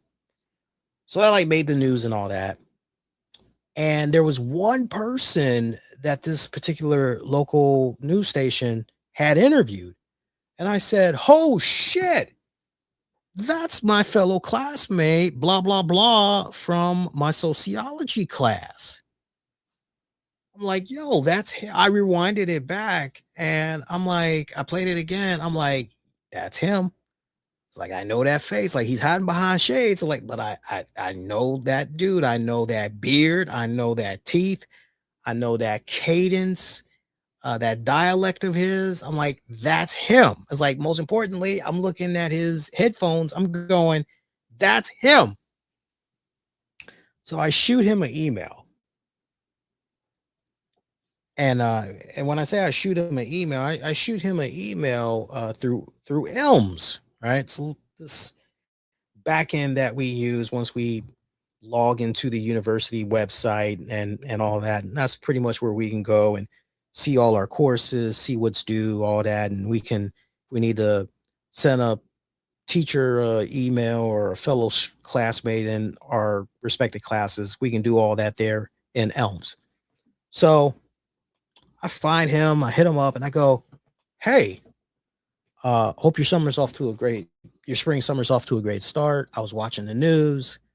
I'm pretty sure I saw you being interviewed, da da da da da.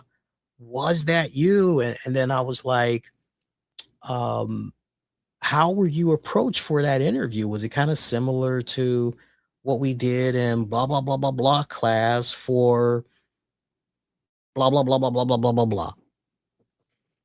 And this guy, he kind of had a hard time. I can tell that he has a hard time interacting. Not really interacting with people, but and I'm not saying this as a diss because it's not a diss, but he's a little bit of a scatterbrain. Like when you get him on one topic, like he'll go on and on and on, about it kind of or whatever. But me and him talked a decent amount of times, particularly in our sociology class, because a lot of the stuff that I would be saying in class and our roundtable discussion, it had a lot of students really kind of leaning on me for the expertise. And at many points, it kind of felt like me and the professor were doing a 1-2 punch in the class and everything, with what she was teaching and then what I personally knew from experience. And it was kind of like the class would be like, tell us more. It's kind of one of those things. And so he particularly really latched on to a lot of the stuff. It was almost kind of like he was looking at me like a big brother, right? Kindred spirit almost, right? And he even told me that, hey, appreciate, everything that you say in class. And I'm at, some of the stuff that I've been going through in my life, da da da da da. Right. So I get this email back really promptly. Like I probably like 10 minutes. I'm just doing other stuff, other work on the computer. Boom, I get an email like, oh hey. I open it up. He's like, ha ha ha. Yes, it was me. Keep in mind some of the questions that I asked, right? I just told you. He goes, yeah, it was me. It's amazing how many people are hitting me up that recognize me from it. It was a pleasure having you as a classmate this semester. Hope you enjoy your summer. Uh, may you have may you have continued success in your journey. I was like, well, damn. I'm like, I know this dude ain't graduate yet. He's got a couple more semesters to go, just as me. Like, I'm literally going to see this dude again, most likely in a couple other classes. I'm like, okay. And like, I told wifey about the experience, and she was like, that is really fucking odd. I said, yeah. And she was like, do you think his head maybe got kind of big because he did that interview and all that? And so now he thinks he's king shit? I'm like, no, I don't think that was the case at all. I just, like, I hope not. She's like, well, what do you make of it then? It's like the way he operated. And I was like, I honestly couldn't tell you.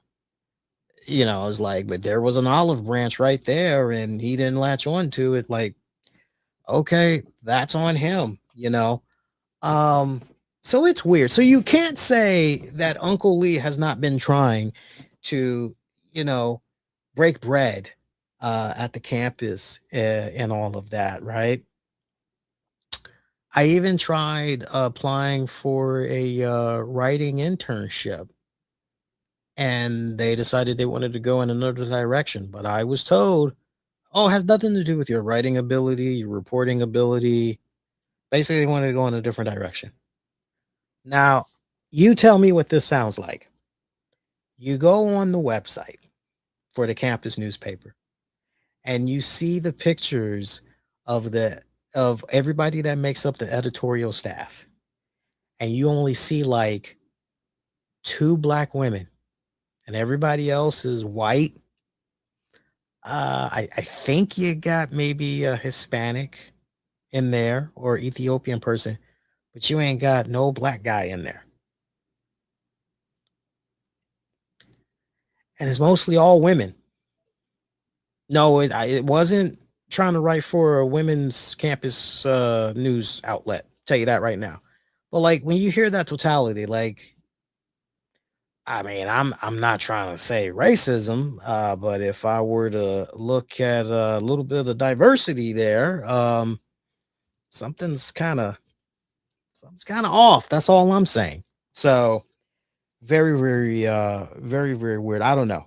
Maybe I had too much experience for them. Your guess is as good as mine. Well, my whole point, you can't say I'm not trying. It's been really weird. Like I tell my friends and family when they ask me, like, how's everything going? I tell them, I say, well, the classes are going good. The grades are great. I finally got my last grade for one class I was waiting for. So your man is definitely on the dean's list. It's official now. Because the last class I was waiting for, final grade is, I think it's a 94 point something. And when I looked at the grading scale, that's basically it's an A for the course. So I'm like, okay, great. Um, but like beyond the classes and all of that, like it's like I do the classes, I go to work, and or I come home. I either get ready for another class or online remote, or you know or some combination. I don't know why I was fumbling with my words there. That happens. I blank out sometimes. But no, it's like rinse repeat. Like that's basically it. So I hope it changes. I really do. One thing that my family had said to me, and I hope this information helps because I know a lot of you guys are doing your own thing. You're getting ready to transfer to a college yourself, community, or you're getting ready to go to a 4 year. So hopefully you kind of appreciate this info, that nuggets of information I'm giving you, and it helps you out. Um, like I was, like my family was telling me, they said, just continue to latch on to the professors and your TAs, like, because when it's all said and done, they're the ones that's definitely going to remember you. They're going to remember your work and all that. I'm like, yeah, you're right. Absolutely right. You know, so, but it was great going to the ceremony. last week. I ended up afterwards um, going to grab a bite to eat, and for the occasion, I was able to drive the wife's car. We didn't take my car because we needed more leg room and all that with the people that were tagging along with us. Um, and it was nice because for one day I got to drive the wife's car all around um, without her going, no, I don't want you driving for once, you know. But she's, I think what it is, she's rode with me long enough. She's now comfortable with me behind her car, right? So I think there's that level of trust that finally has been earned. You know how it is. You got your own car. Like, no, go mess with yours. Go fuck with your car. Leave my car alone. But like, it's all good. All right, I want to give you guys a little bit of extra side chatter because I just kind of felt bad. Like I didn't really feel like we had any like substance. Although when I play it back in my head, you know, there was a decent amount of stuff that we did go through just now throughout the show. So, but let's go ahead and shut it down because we're already at about the 2 hour 30 minute mark. That's a well-rounded mark. I will catch you guys later this week for more good content. Make sure you're staying connected, especially through our YouTube channel. Going to be some more foodie reviews coming up, besides all the other content that we just highlighted earlier. Shout out again to my people on YouTube. Make sure if you haven't done so already, you hit that thumbs up. Really helps a great ton. Puts more eyeballs on the content. And until next go around, my pretty babies, wishing all of you all to be safe and most importantly, be kind to one another. I will see you guys next go round. Take care, y'all.